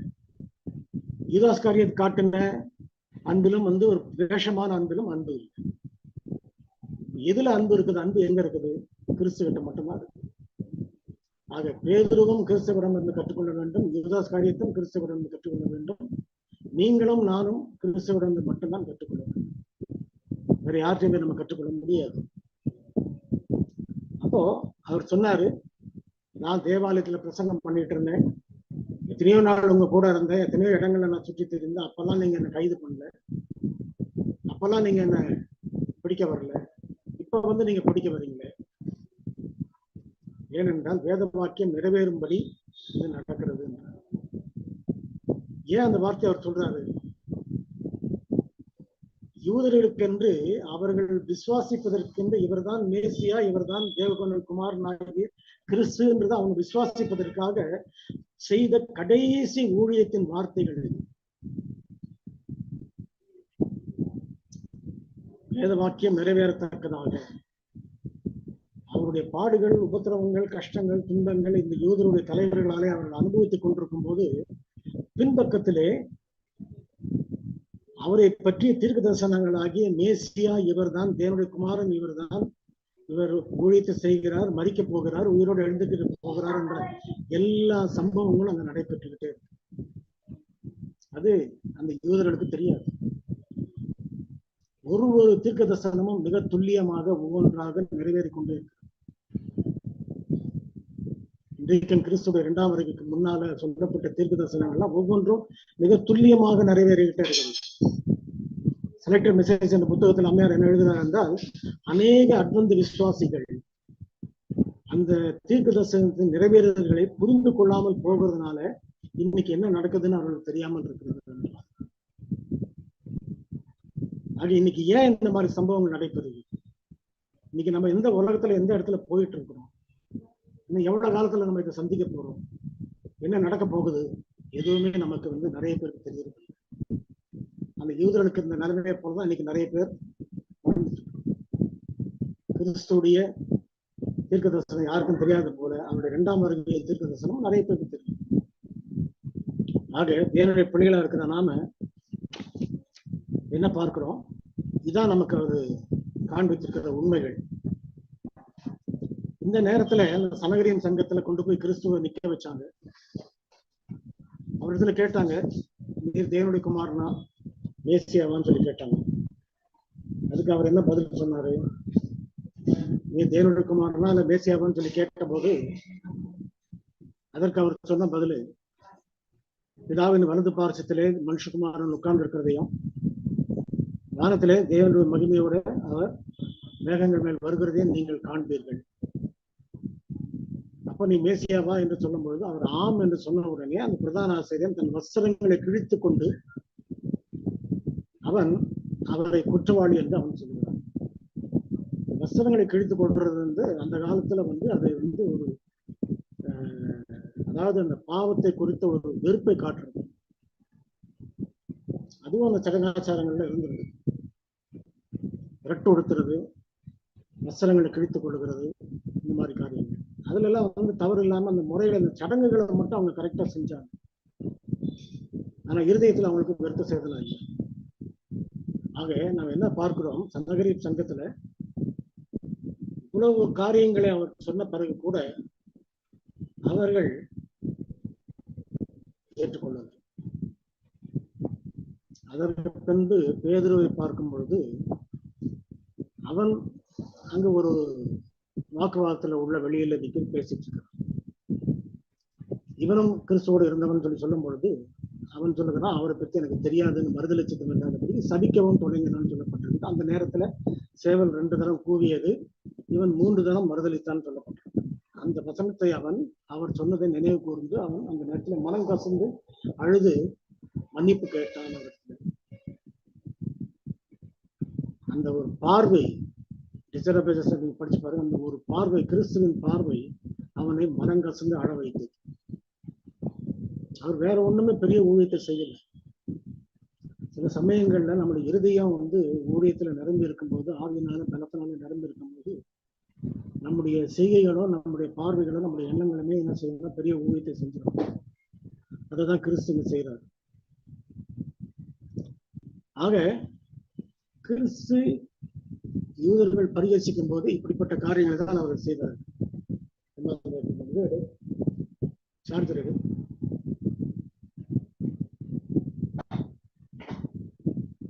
ஆக தேவனுடைய பிள்ளைகள் இந்த உண்மைகளை தெரிந்து கொண்டு அவர்கள் நாம் அந்த பாடு மரணங்களை குறித்த தியானம் ஒரு நாளைக்கு ஒரு 1/2 மணி நேரமாவது தியானிக்கணும். நம்ம இன்னைக்கு நம்ம இவ்வளவு நேரம் தியானித்திருக்கிறோம். இதை நம்ம அனுதினமும் தியானிப்போமானால் அது நமக்கு ஆசீர்வாதமாக இருக்கும். தேவன் தாமே அப்படிப்பட்ட கிருபையை உங்களுக்கும் எனக்கும் கொடுப்பாராக. ஆமென். சகோதரர் டேவிட் சம்பத்குமார் அவர்கள் இன்றைக்கு நமது பாடத்தை மிக தெளிவாக தெளிவாக நம்ம எல்லாருக்கும் புரியுற மாதிரி ரொம்ப விளக்கமா நமக்கு சொல்லி கொடுத்துருக்கிறாரு. அப்படி சின்ன பிள்ளைக்கு பாடம் சொல்லி கொடுக்குற மாதிரி வரி வரியா நமக்கு சொல்லி கொடுத்துருக்கிறாரு. அதற்காக சகோதரருக்கு நாங்க உளமார்ந்த எங்களது நன்றியை தெரிவித்துக் கொள்கிறோம். சகோதரர், நீங்க உங்க ஊழியத்தை ஆண்டவர் இன்னும் மென்மேலும் பெருக்கமா ஆசீர்வதிக்கணும்னு நாங்க ஜெபம் பண்ணிக்கிறோம். ரொம்ப அருமையா எடுத்துக்கொண்டீங்க. எங்களுக்கு ரொம்ப மனசுக்கு சந்தோஷமா இருக்கு.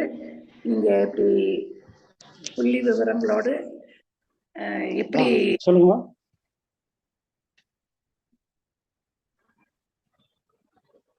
யாரும் எதுவும் சொல்ல விரும்புறீங்களா? ஓகே, கேக்குதா? கேக்குது சார், கேக்குது பிரதர். சொல்லுங்க. ரொம்ப அருமையான இன்டர்நேஷனல் எங்க சார்பாக உங்களுக்கு நாங்க நன்றியை தெரிவித்துக் கொள்கிறோம். அடிக்கடி வாங்க, எங்களுக்கு நடத்தி கொடுக்க. நல்ல எப்படி மறக்க முடியாது அந்த ஸ்ரீயும் அவ செஞ்ச நல்ல காரியமும், யூதாஸ் எப்படி நல்ல நேரம் பார்த்துட்டு இருந்தாங்க இயேசுவை காட்டு கொடுக்கலான்னு, எப்படி ஆண்டவர் கஷ்டப்பட்டு தனிமைப்படுத்த, நம்மளும் சில நேரம் தனிமைப்படுத்தப்பட்டுறோம். அப்புறம் விட்டுட்டு ஓடுறது. நம்ம நம்ம நண்பர்கள் கூட அந்த சப்போர்ட்டிவா இருக்கணும். ஆண்டவருடைய சீசர்கள்லாம் ஓடிட்டாங்க. அதுல சொல்லியிருக்க ஒரு வாலிபன் யாருன்னு தெரியல, இயேசுவை பின்பற்றதுக்காக உலகத்துல உள்ள காரியங்களை விட்டுட்டு போறதுக்கு பதிலா இயேசுவே விட்டுட்டு ஓடிட்டான். இன்னைக்கு நம்ம அந்த மாதிரி இருக்க கூடாது. சரி, நம்ம ஒவ்வொரு நாளும்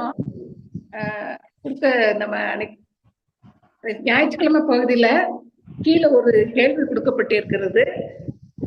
இங்கு நடப்பதை புரிந்து கொள்ள ரோமர் 8:28 எவ்வாறு உதவுகிறது? ரோமர் 8:28 அப்படிமா? ரோமர் 8:28 அது இங்கு நடப்பதை புரிந்து கொள்வதற்காக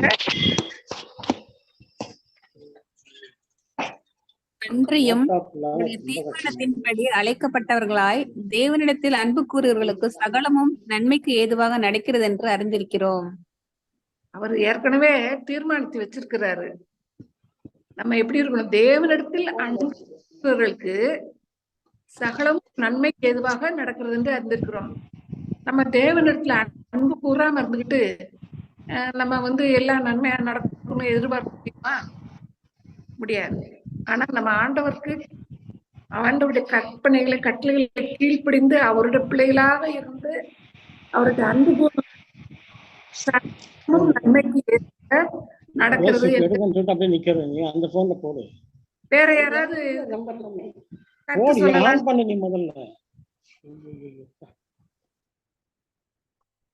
வேற யாரும் கருத்து சொல்றீங்களா? சரி, அடுத்த பகுதிக்கு போவோம். கடைசி ராவிருந்து அந்த கடைசி கீழே ஒரு கேள்வி கொடுக்கப்பட்டிருக்கு. தேவனிடம் நீங்கள் சில சமயங்களில் ஒன்றை செய்வதாகவோ செய்யாமல் இருப்பதாகவோ வாக்குரைத்தும் இறுதியில் வாக்கு தவறி அதை செய்யாமல் போயிருக்கலாம் அல்லது செய்திருக்கலாம். இதுல இருந்து என்ன கற்றுக்கொள்கிறீர்கள்? உதாரணம், தேவனிடம் நீங்கள் சில சமயங்களில் ஒன்றை செய்வதாகவோ, ஆண்டவரே நான் இந்த காரியத்தை செஞ்சிருவேன், நான் தினம் பைபிள் வாசிடுவேன், தினம் ஜெபம் பண்ணுவேன், இப்படிலாம் நான் செய்யறேன் அப்படின்னு சொல்லிட்டோ, இல்ல செய்யாமல் இருப்பதாகவோ, நான் இனிமேல் டிவி எல்லாம் பார்க்க மாட்டேன், நான் இந்த காரியம் செய்ய மாட்டேன், அந்த காரியம் செய்ய மாட்டேன்னு ஆண்டவர்கிட்ட சொல்லிட்டு வாக்குரைத்துட்டு இறுதியில அந்த வாக்குல இருந்து நம்ம தவறி போயிருக்கிறோமா? இதுல இருந்து என்ன கற்றுக்கொள்கிறீர்கள்? யாராவது சொல்லுங்க. நிறைய பேர் இருக்கிறீங்க. எத்தனை பேரு? ஸ்தோத்திரம் பாஸ்டர்மா. தோத்திரம். சுகந்தி சொல்லுங்க. நிறைய முறை அப்படி நம்ம நிறைய தடவை இப்படி செய்யணும் அப்படி செய்யணும் அப்படின்னு சொல்லிட்டு கடவுள்கிட்ட கேட்போம். ஆனா சில நேரங்கள்ல நம்மளால அதை செய்ய முடியாம போயிட்டா உடனே இன்னைக்கு மன்னிச்சிருங்க சாமி, என்னால முடியல, அதை கை கொள்ள முடியல அப்படின்னு சொல்லிட்டு மன்னிப்பு கேட்கறது. இது மாதிரி அநேக நம்ம அது மாதிரி நியூ இயர்க்கு ரெசல்யூஷன் மாதிரி ஒண்ணு எடுப்போம். சோ அதை செய்ய முடியாம அப்படின்னு சொல்லிட்டு அநேக நேரங்கள்ல அப்படி நடக்கும். ஆனாலும் நம்மளோட தேவன் மன்னிக்கிறவர் அப்படின்னு சொல்லிட்டு ஒவ்வொரு முறையும் இதை மன்னிச்சிருங்க, அன்னன்னைக்கு நம்ம மன்னிச்சுட்டு நாளைக்கு இதை நான் செஞ்சிடுறேன் அப்படின்னு சொல்லிட்டு நம்ம அநேக நேரங்கள்ல நானும் என்ன பண்ணிருக்கேன், இந்த மாதிரி கேட்டிருக்கேன். ஆமா, இப்ப நியூ இயர் சமயத்துல நிறைய வாக்குறுதிகள், அது ஒரு சில வாரங்கள் தான் போகுமே ஒழிய அது தாண்டாது. ஆனாலும் நமது தேவன் கிருபையும் மிகுந்த இரக்கம் உடையவர். அதனால அவர் இரக்கம் நமக்கு காட்டுறதுனால நம்மளை மன்னிச்சு, சரி மகளே இன்னைக்கு நீ செய்யாம போயிட்ட, நாளைக்காவது செய்யறதுக்கு ட்ரை பண்ணுன்னு சொல்லிட்டு நம்மளை என்ன செய்யறாரு, திரும்ப திரும்ப அவர் நல்லா வழி நடத்தி கொண்டே வருகிறார். இந்த கடைசி ராவிருந்து வந்து நம்ம எல்லாருக்கும் சார் பிரதர் ரொம்ப விவரமா சொல்லி கொடுத்தாரு.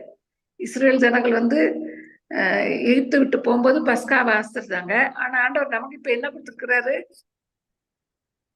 ராவி இருந்து கொடுத்திருக்கிறாரு. அதுல நம்ம வந்து என்ன செய்யணும், ஆண்டவரை நினைச்சு நம்ம வந்து சும்மா ராப்போஜனத்துக்கு போறது சும்மா நம்ம போகக்கூடாது. அதுக்கு ரொம்ப ஆயத்தத்தோட போகணும். நம்ம வந்து ஒரு ஊருக்கு கிளம்புறதா இருந்தா இந்த இத்தனை நாளைக்கு இத்தனை புடவை, இத்தனை ஜாக்கெட்டு, இந்த இது வேணும், அது வேணும், டவல் வேணும், இதுன்னு எல்லாத்தையும் கணக்கு போட்டு எடுத்துட்டு போறோம். ராப்போஜனத்துக்கு போறதுக்கு முன்னாடி நம்ம என்ன செய்யணும், நம்ம மனசை அலசி ஆராய்ந்து நம்மகிட்ட இருக்கிற காரியங்களை எல்லாம் ஒதுக்கி விட்டு மன்னிப்பு கேட்டுட்டு ஆயத்தமாகிதான் போகணும். சும்மா நம்ம பாட்டுக்கு நல்லா குளிச்சு முழுகிட்டு காலை நல்லா சுத்தம் பண்ணிட்டு போகக்கூடாது. புறத்தை பண்ணக்கூடாது, உள்ளத்தை வந்து நம்ம சுத்தம் பண்ணிட்டு போகணும். அதனால நம்ம ஆண்டவர்கிட்ட ஒரு காரியம் செய்யறோம்னு சொன்னா அதை யோசிக்கணும், நம்மளால செய்ய முடியுமா அப்படின்னு யோசித்து பார்த்துட்டு அப்புறமா நம்ம வந்து ஆண்டவர்கிட்ட நம்ம தீர்மானங்களை எடுக்கணும். கெத்செமனே இன்றைக்கு செவ்வாய்க்கிழமை இதெல்லாம் ஒன்றும் கொடுக்கப்படல, இருந்தாலும் அப்பா பிதாவேன்னு சொல்லிட்டு அவரு ஜோமன போறாரு. அவர் போகும்போது 3 பேரை கூட கூட்டிட்டு போறாரு. யாரு? பேதுரு, யாக்கோபு, யோவான் 3 பேரும் கூட்டிட்டு போறாரு. அவங்களும் என்ன செஞ்சிடறாங்க, ஆண்டவர் வந்து ஒரு சப்போர்ட்டிவா சைட் சப்போர்ட்டிவா தான் அவங்களை கூட்டிட்டு போறாரு. ஆனா அவங்களும் என்ன செஞ்சிடறாங்க, தூக்கிடுறாங்க, தூக்கி போயிடுறாங்க. அப்போ ஒரு துணைக்கு அவர் கூட்டிட்டு போறாரு. அவங்க முழிச்சிருந்தாங்கன்னா அவருக்கு கொஞ்சம் மனசுக்கு கொஞ்சம் ஆறுதலா இருந்திருக்கும். அது இப்ப இந்த கெத்செமனே பாடத்துல இருந்து நீங்க என்ன கத்துக்குறீங்க, யாராவது சொல்ல முடியுமா?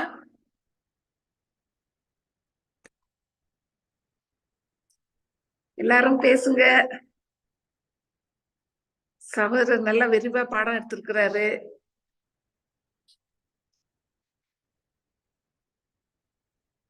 ஐயோ ஒருத்தருமே பேசல. மேரோ சிஸ்டர் ஓபன் பண்ண முடியலையோ? இல்ல பாஸ்டர்மா, இருக்கு. இப்பதான் ஓபன் ஆகி போயிட்டேன். ஓகே மேரோ சிஸ்டர் நீங்க சொல்லுங்க. என்ன கேட்டீங்கம்மா? எனக்கு இப்ப கெத்செமனே இருந்து நம்ம என்ன கற்றுக்கொள்கிறோம்? ஆண்டவர் வந்து கெத்செமனேல வந்து கடைசி நேரம் தனியா ஆண்டவர்கிட்ட வந்து ஜெபிக்க போறாரு. ஆண்டவரே, இந்த பாத்திரத்தை என்னிடத்துல இருந்து நீங்க கூடும். ஆனால் நீக்க. ஆனா அவர் மனுஷனாத்தான் அம்மா அந்த நேரத்துல இருந்தாரப்பா. சாவ கண்டு அவருக்கும் ஒரு பயம் இருந்ததுதான். சாவ கண்டா யாருக்குமே பயம்தான் வரும். அந்த பயம் அவருக்கும் இருந்தது. அப்ப அவர் ஆண்டவர்கிட்ட கெஞ்சுறார், இந்த பாத்திரம் என்னை விட்டு நீங்க கூடுமானால் நீங்கி போகட்டும் என்றுதான் அவர் கேட்கிறார். அப்ப நாங்களும் அதுதான், எங்களுக்கும் சாவ கண்டா பயம்தான். எல்லா மனுஷருக்கும் சாவ கண்டா பயம்தான். நான் சாவ போறேன்னு நினைச்சாலே சாவை நினைக்கில் பாவம் இல்லை என்று சொல்லி இருக்குது. நான் சாக போறேன்னு நினைச்சா பாவம் செய்ய மனமே வராது, பாவம் செய்யவே மாட்டோம். அப்ப அதே நிலைதான் அவருக்கும் இருந்தது. அவரும் மனுஷ இயல்பாகத்தான் இருந்தார். அப்ப அவர் ஆண்டவர்கிட்ட கெஞ்சுறார், இந்த பாத்திரம் என்னை விட்டு நீங்கி போக கூடுமானால் நீங்கி போகட்டும். அவர் மனுஷனா இருந்தபடியால் இந்த மனுஷ இயல்புல அவர் கெஞ்சுறார். ஆண்டவர் ஆனால் பிதா அவருடைய முகத்தை மறைத்து கொண்டு, ஏனென்றா இதுதான் இது அவர் பாடுபட்டு மரித்துத்தான் ஆக வேணும். ஏனென்றா அது நியதி. அவர் அதற்காகத்தான் இந்த உலகத்துக்கு வந்தார்.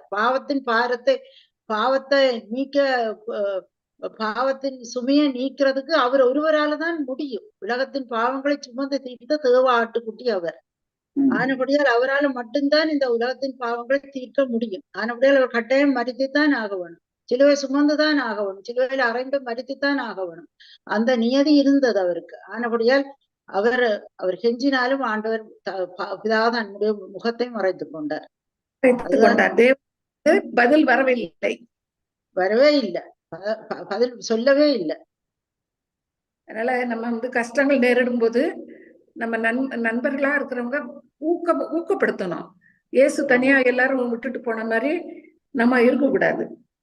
ஆமா, ஆண்டவர் வந்து ஆயத்தமாயிட்டாரு, தன்னை உயரமாக்கி அவரு ஆயத்தமாயிட்டாரு. ஆனா அவங்க கூட இருந்தவங்க யாருமே ஆயத்தமாகல. அவங்க எத்தனை நாட்கள் அவரோட இருந்து அவரோட பழகி அவர் கூட இருந்து அவங்க ஆயத்தமாகாம போயிட்டாங்க. கடைசி நேரத்துல எல்லாவற்றையும் விட்டு விட்டு ஓடுதல். அந்த கீழே உள்ளதை வாசிக்கிறேன். ஒரே ஒரு தீமைக்கு அடிமையாக இருந்ததுதான் நம்பிக்கை துரோகம் செய்ய யூதாசை வழி நடத்தியது என்கிற பயங்கர உண்மை பற்றி யோசியுங்கள். நம்பிக்கை துரோகம்னா கூடயே இருந்து நல்லா அன்பா இருக்கிறது மாதிரி நடிச்சு கடைசியில என்ன பண்ணிட்டான், அவரை கைது பண்ணுங்கன்னு. அது முத்தத்தினாலே நம்ம வந்து ஆசையா பிள்ளைகள் எடுத்து ஆசையா எவ்வளவு மனம் நிறைய அன்போட முத்தம் கொடுக்குறோம். ஆனா இவன் கொடுத்த முத்தம் வந்து வேற யாரும் கத்துறீங்களா? பாவத்தை அறிந்து கொள்ளலாம். சொல்லுங்க. அவனுக்கு நான் சொல்றேம்மா, அவனுக்கு வந்து ஒரு பண ஆசை இருந்திருக்குது. அந்த பண ஆசை தான் எல்லா தீமைக்கும் வேறா இருக்கிறதுன்ட்டு வேதம் சொல்லுது. பண ஆசை இருந்ததுனாலதான் அவனை அந்த வழியில கொண்டு போயிடுச்சு. அவன் அதுக்கு இடம் கொடுத்துட்டான். இப்ப இதுல இருந்து நம்ம என்ன அறிந்து கொள்ளலாம்? மொழியிலேயே ஒரு இதை கிள்ளி போட்டுணுமா, எந்த ஒரு இதுவா இருந்தாலும் என்ன ஆசையும் வளர்த்துக்கிட்டான். ஆசைதானமா எல்லா பாவத்துக்கும் பேர். ஆனபடியால் என்ன ஆசை வந்தாலும் நாங்கள் ஆண்டவரோட பிலத்தோட அவர்களை தவிர்த்துக் கொள்ள வேணும்.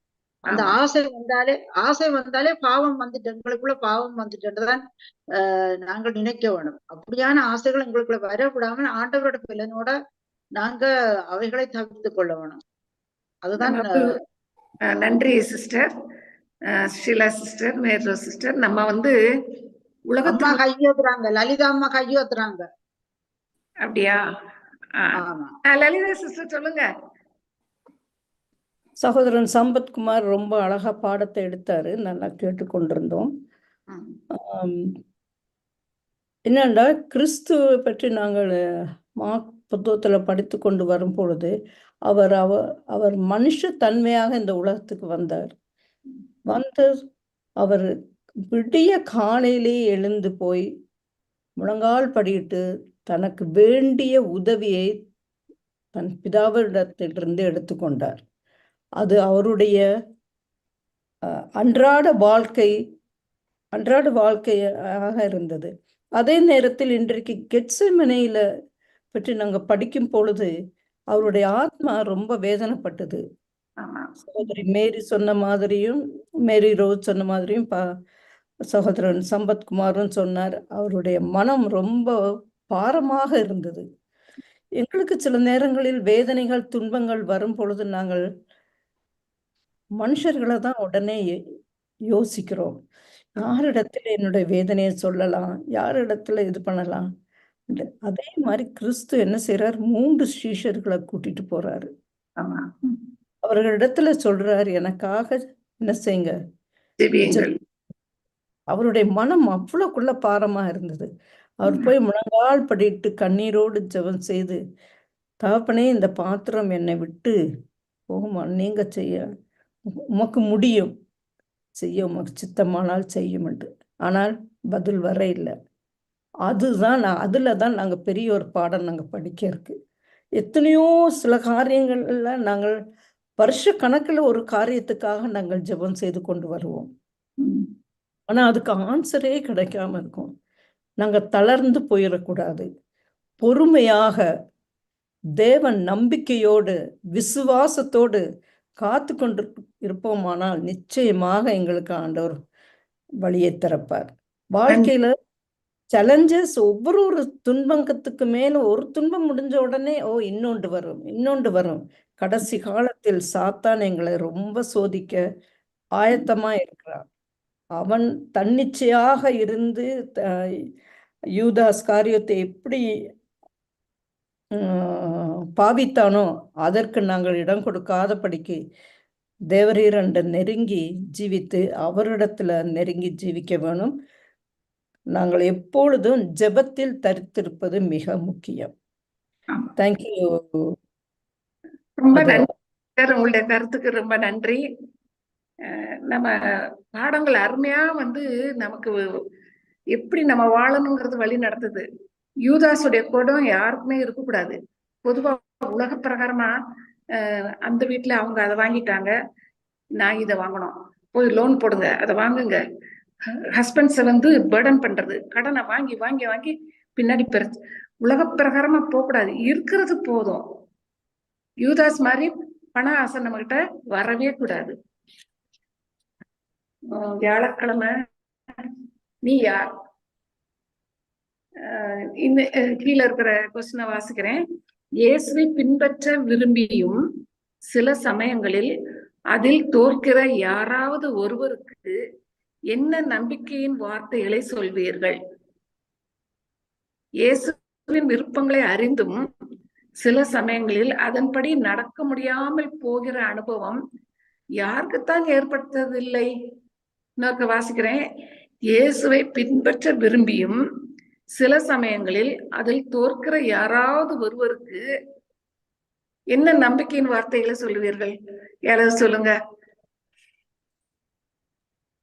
பின்பற்ற விருப்பம் இருக்கு, ஆனா தோற்றாங்க. அவங்களுக்கு நம்ம என்ன சொல்லுவோம்? இயேசுவின் விருப்பங்களை அறிந்தும் சில சமயங்களில் அதன்படி நடக்க முடியாமல் போகிற அனுபவம் யாருக்குத்தான் ஏற்பட்டதில்ல? என்ன நம்பிக்கை வார்த்தைகளை சொல்லுவீங்க? யாராவது பதில் சொல்லுங்க. என்ன பிரதீப் தம்பி யோசிச்சுட்டு இருக்கீங்களா?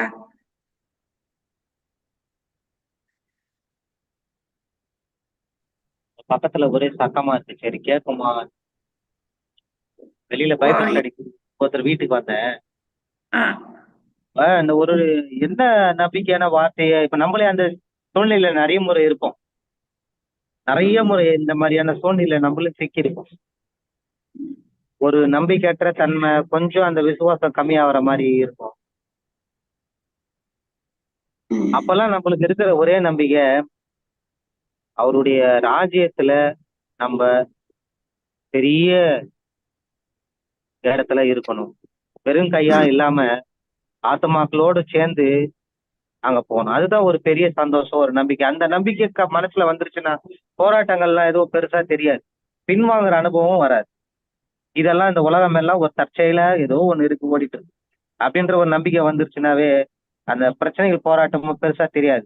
இந்த கிரேட் கான்ட்ரவர்சி மாபெரும் போராட்டம் அந்த பிசாசுக்கும் சாத்தானுக்கும் ஆண்டவருக்கும் இருக்கிற அந்த நிகழ்வுல நம்மளுடைய ரோல், நம்மளுடைய பணி என்ன, இது கண்டுபிடிச்சிட்டோம் அப்படின்னாலே இந்த பிரச்சனைகள்ல இந்த பாடுகள்லாம் பெருசா எதுவும் பெருசா தெரியாது. சரி, நன்றி பிரதீப். தம்பி ஸ்தோத்திரம் பாஸ்டர்மா. சொல்லுங்க சுகந்தி. பொதுவா நம்ம என்ன சொல்லுவோம், எப்பவும் ஜெபம் பண்ணுங்கள், இடைவிடாமல் ஜெபம் பண்ணுங்கள். எந்த ஒரு காரியம் நமக்கு நடக்கல, நம்மளால முடியலன்னா தொடர்ந்து என்ன சொல்லுவோம், யார்கிட்ட நம்ம சொல்ற ஒரே காரியம் தொடர்ந்து ஜெபிப்போம். அந்த ஒரு காரியம் நம்ம இடைவிடாமல் ஜெபம் பண்ணுங்கள் தான் நம்மளுக்கு வசனமும் சொல்லுது. நன்றி சுகந்தி. இப்ப நம்ம பேதுரு நான் உமக்காக நான் உயிரே விடுறேன் அப்படின்னு சொன்னாலு என்ன செஞ்சுட்டாரு, மறுதளிச்சிட்டாரு. அந்த மறுதளிக்கிறப்ப அந்த சேவல் கூப்பிடுறப்ப இயேசு என்ன சொல்றாரு, ரொம்ப அருமையா இங்க கொடுத்துருக்குது வெள்ளிக்கிழமை போர்ஷன்ல. வெளுத்து கஷ்டப்பட்டதுனால முகமெல்லாம் வெளுத்து வேதனையில் இருந்த முகத்தையும் நடுங்கின உதடுகளையும் மனதுருக்கத்தோடும் மன்னிப்போடும் பார்த்த பார்வையையும் கண்டபோது அந்த பார்வை எப்படி இருந்துச்சான், ஒரு அம்பு நெஞ்சில ஒரு அம்பை போல அவரது உள்ளத்தை ஊடுருவியது. மனசாட்சி விழித்தது, விஷயங்கள் ஞாபகத்துக்கு வந்தது. இப்ப அந்த ஒரு பார்வை, அந்த ஒரு பார்வையிலே அவன் செஞ்ச தப்பித்தவன், அவன் தப்பு பண்ணிட்டான்னு ஆண்டவர் விடல, அவன் மன்னிச்சுட்டார். நம்மளும் இப்ப நம்ம இன்னைக்கு நம்ம இயேசுகிட்ட காணப்படுகிற ஒவ்வொரு குணங்களும் நம்ம இடத்துல இருக்கணும். யூதாச மாதிரி இருக்கக்கூடாது. இந்த விட்டுட்டு போன பேதுரு, யோவான், யாக்கோபு 3 பேரும் ஜெபம் பண்ண கூட்டிட்டு போனப்போ விட்டுட்டு போன மாதிரி இருக்கக்கூடாது. நம்ம அந்த ஸ்திரீ எப்படி தான் சேர்த்து வச்ச காசெல்லாம் வச்சு அவ்வளவு ஆண்டவரை அவ இன்னைக்கு அவ அந்த காரியம் செஞ்சதுனால தானே அவளை பத்தி நம்ம பேசுறோம். அதனால நம்ம கொடுக்கப்பட்ட இந்த பாடத்தை படிச்சிட்டோம்னா உட்கார்ந்து அதோட நம்ம போகாம நம்ம அலசி ஆராய்ஞ்சு பார்க்கணும். இன்னும் நம்ம கிட்ட என்னென்ன காரியங்கள்லாம் நம்ம விட்டுறணும், என்னென்ன காரியங்கள்லாம் நம்ம தொடர்ந்து கடைப்பிடிச்சு ஆண்டவருடைய பரலோகத்துக்கு போக நம்மளை ஆயத்தம் பண்ணணுங்கிறத நம்ம பார்த்துக்கணும். சுகந்தி எது சொல்றீங்களா? ஆமாமா, ஒரே காரியம். அதுல ஆக்சுவலி நம்ம இந்த கிறிஸ்துவோட பார்வைன்னு சொல்லி நம்ம பாக்குறோம்ல. நம்ம ஒரு சில சமயத்துல நம்ம ஒருத்தங்களை இப்படி நீ சொன்னில இப்படி நடக்காதுன்னு இப்படி செஞ்சுட்டில நம்ம என்ன பண்ணிடுவோம், குற்றப்படுத்திடுவோம். நான் அப்படி சொன்னேன்ல கண்டிப்பா நடக்கும் அப்படின்னு. ஆனா இயேசு கிறிஸ்து எதுவுமே சொல்லலையா. நம்ம ஈஜிப்ட் புத்தகத்துல அவ்வளவு தெளிவா கொடுத்து முன்னாடி ஒரு இதே காரியம் நம்ம பார்க்கும்போது ஒரு போதகர் விளக்குனாங்க, அவ்வளவு அருமையா இருந்தது. அதாவது அவர் பார்வை மட்டும்தான், அந்த பார்வையிலே எல்லா விளக்கமும் இருந்துச்சு. அவர் ஒரு யார்கிட்டையும் அவர் போய் குற்றப்படுத்தி நான் அப்படி நடக்கும், அவன் நீ மறுதளிப்புன்னு நான் சொன்னேன் நீ செஞ்சுட்ட பத்தியா அப்படிங்கிற மாதிரி எல்லாம் எதுவுமே பேசலையா. ஆனா நம்ம மனுஷன் என்ன பண்ணுவோம், நம்ம எவ்வளவு தூரம் நீ இப்படி பண்ணில, நான் சொன்னேன் அன்னைக்கே நீ இப்படி செய்யக்கூடாது, நீ இப்படி இப்படி பேசுவ அப்படின்னு சொல்லி நம்ம சொல்லி காமிப்போம்ல, குறை சொல்லுவோம்ல. ஆனா இயேசுவானவர் எவ்வளவு அன்பானவர், அதெல்லாம் எதுவுமே அவரோட பார்வையிலே அவருக்கு அவர் எல்லாமே அங்க விளங்குனது அப்படிங்கறத நம்ம பாக்குறோம். சரி, யாரும் எதுவும் சொல்ல விரும்புறீங்களா? நேரம் முடியுது. ஞாயிறு ஆசிரியப்பு சட்டம் வரும்போது பேதுரு போல மறுதளிப்போமா இல்ல அதை நம்ம எப்படி மேற்கொள்ளோன்ற கேள்வியா இருக்கிறேன்.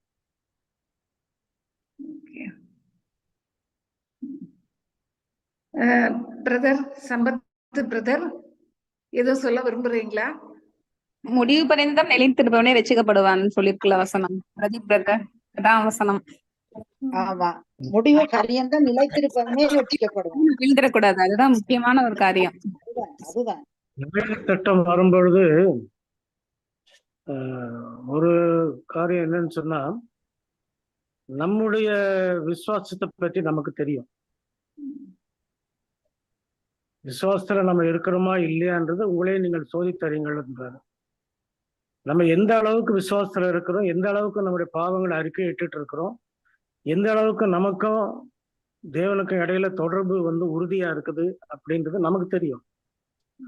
ஆகையினால ஞாயிற்றுக்கிழமை சட்டம் வர்றதுக்கு முன்னாலேயே நம்மளுடைய ஆயத்தம் என்னன்றது, நம்ம என்ன நிலையில இருக்கிறோன்றது ஆவியானவர் நமக்கு விலைக்கு காட்டிடுவார். அதனால நிப்பமா நிக்க மாட்டோமான்றதை விட நிற்பதற்கு தேவன் உதவி செய்வார். அந்த விசுவாசத்தோட தான் நம்ம வாழணும். நன்றி பிரதர். பரிசுத்த ஆவியானவரை நம்ம உள்ளத்துல வச்சிருந்தோம்னா கட்டாயம் அவர் நம்மள வழி நடத்துவார். பிரதர் டேவிட் சார், உங்களுக்கு நன்றி. நல்லா எங்களுக்கு எடுத்து கொடுத்தீங்க. கருத்துக்களை கூறிய அனைவருக்கும் நன்றி. பிரதர் டேவிட் சம்குமார், பிரேயர் பண்ணி முடிச்சிருவோமா? இருங்க, அப்படியே பிளஸிங் சொல்லிருங்க. எங்கள் அன்பும் ஜீவனும் கிருபையும் உள்ள தகப்பனே, இந்த நேரத்திற்காக நாங்கள் நமக்கு நன்றி செலுத்துகிறோம். நாங்கள் அற்ப மனுஷர்கள், ஒன்றும் அறியாதவர்கள், ஒரு குருட்டுத்தனத்திலே நாங்கள் எங்களுடைய வாழ்க்கையை நடத்தி கொண்டிருக்கும் பொழுது உடைய ஒரே பேரான குமாரனை கொடுத்து நீர் எங்களுக்கு இவ்வளவு பெரிய வெளிச்சத்தையும் சத்தியத்தை நீர் கொடுத்திருக்கிறீரே, அதற்காக நாங்கள் நன்றி செலுத்துகிறோம். நாங்கள் முழுமையாக உம்முடைய சத்தியத்திலே வளர பலப்பட நீர் எங்களுக்கு உதவி செய்கிறோம். இந்த நேரத்தில் உடைய பிள்ளைகளை நீர் ஆசிர்வதியும். அவர்களின் இரவிலே போகும் பொழுது கர்த்தர் அவருடைய ஆசீர்வாதத்தோடு வழி அனுப்ப வேண்டுமாய் கெஞ்சுகிறோம். இந்த இரவு முழுவதும் அவர்களுக்கு நல்ல நித்திரையை தாரும், நல்ல பலத்தை தாரும், சமாதானத்தை தாரும். உடைய பிள்ளைகள் ஆசீர்வதிக்கப்பட்டிருக்கவும் இந்த சத்திய வசனங்களுக்கு முழு இதயத்தோடு அவர்கள் செவி கொடுக்கும் பொழுது கர்த்தர் அவர்களை ஆசீர்வதித்து பலப்படுத்த வேண்டுமாய் கெஞ்சுகிறோம். இந்த குடும்பங்களை கண்ணோக்கி பாரும் தகப்பனே. இந்த ஊழியங்களை நடத்தக்கூடிய பிள்ளைகளையும் கண்ணோக்கி பாரும். உடைய பிள்ளைகள் எங்கிருந்தாலும் அவர்கள் உம்மை விட்டு விலகாதபடிக்கு உம்மை பற்றும் விசுவாசத்திலே உறுதியா இருக்கத்தக்கதாக நீர் அவர்களுக்கு கிருபை செய்கிறோம். கடைசி நாட்களிலே நாங்கள் ஜீவிக்கிறோம். எப்படிப்பட்ட உபத்திரவங்களுக்கு நேரிடும் என்பதை நாங்கள் கேள்விப்படுகிறோம். ஆனாலும் அதில் நிலைத்திருக்கத்தக்கதான பலத்தை நீர் எங்களுக்கு பரலோகத்திலிருந்து தாரும். நாங்கள் அது முடியாது என்பதை, எங்களால் முடியாது என்பதை அறிந்திருக்கிறோம். நீர் அதை கிருபையாய் காத்து கொண்டு எங்களை வழிநடத்தும். முழுமையாக எங்களை நாங்கள் உங்களுடைய சித்தத்துக்கு ஒப்புவிக்கும்படியான இருதயத்தை எங்களுக்கு தாரும். தொடர்ந்து நீர் பலப்படுத்தும், ஆசீர்வதியும். இயேசுவின் மூலமான தாழ்மையோடு கெஞ்சுகிறோம் கர்த்தாவே. ஆமென். ஆமென். நம்முடைய கர்த்தராகிய இயேசு கிறிஸ்துவின் கிருபையும் பிதாவாகிய தேவனுடைய அன்பும் பரிசுத்தாவினுடைய ஐக்கியமும் சிநேகமும் சதா காலங்களிலும் அவருடைய பிள்ளைகளோடு இன்றும் என்றும் எப்பொழுதும் இருப்பதாக. ஆமென். சகோதரருக்கு மிக்க நன்றி.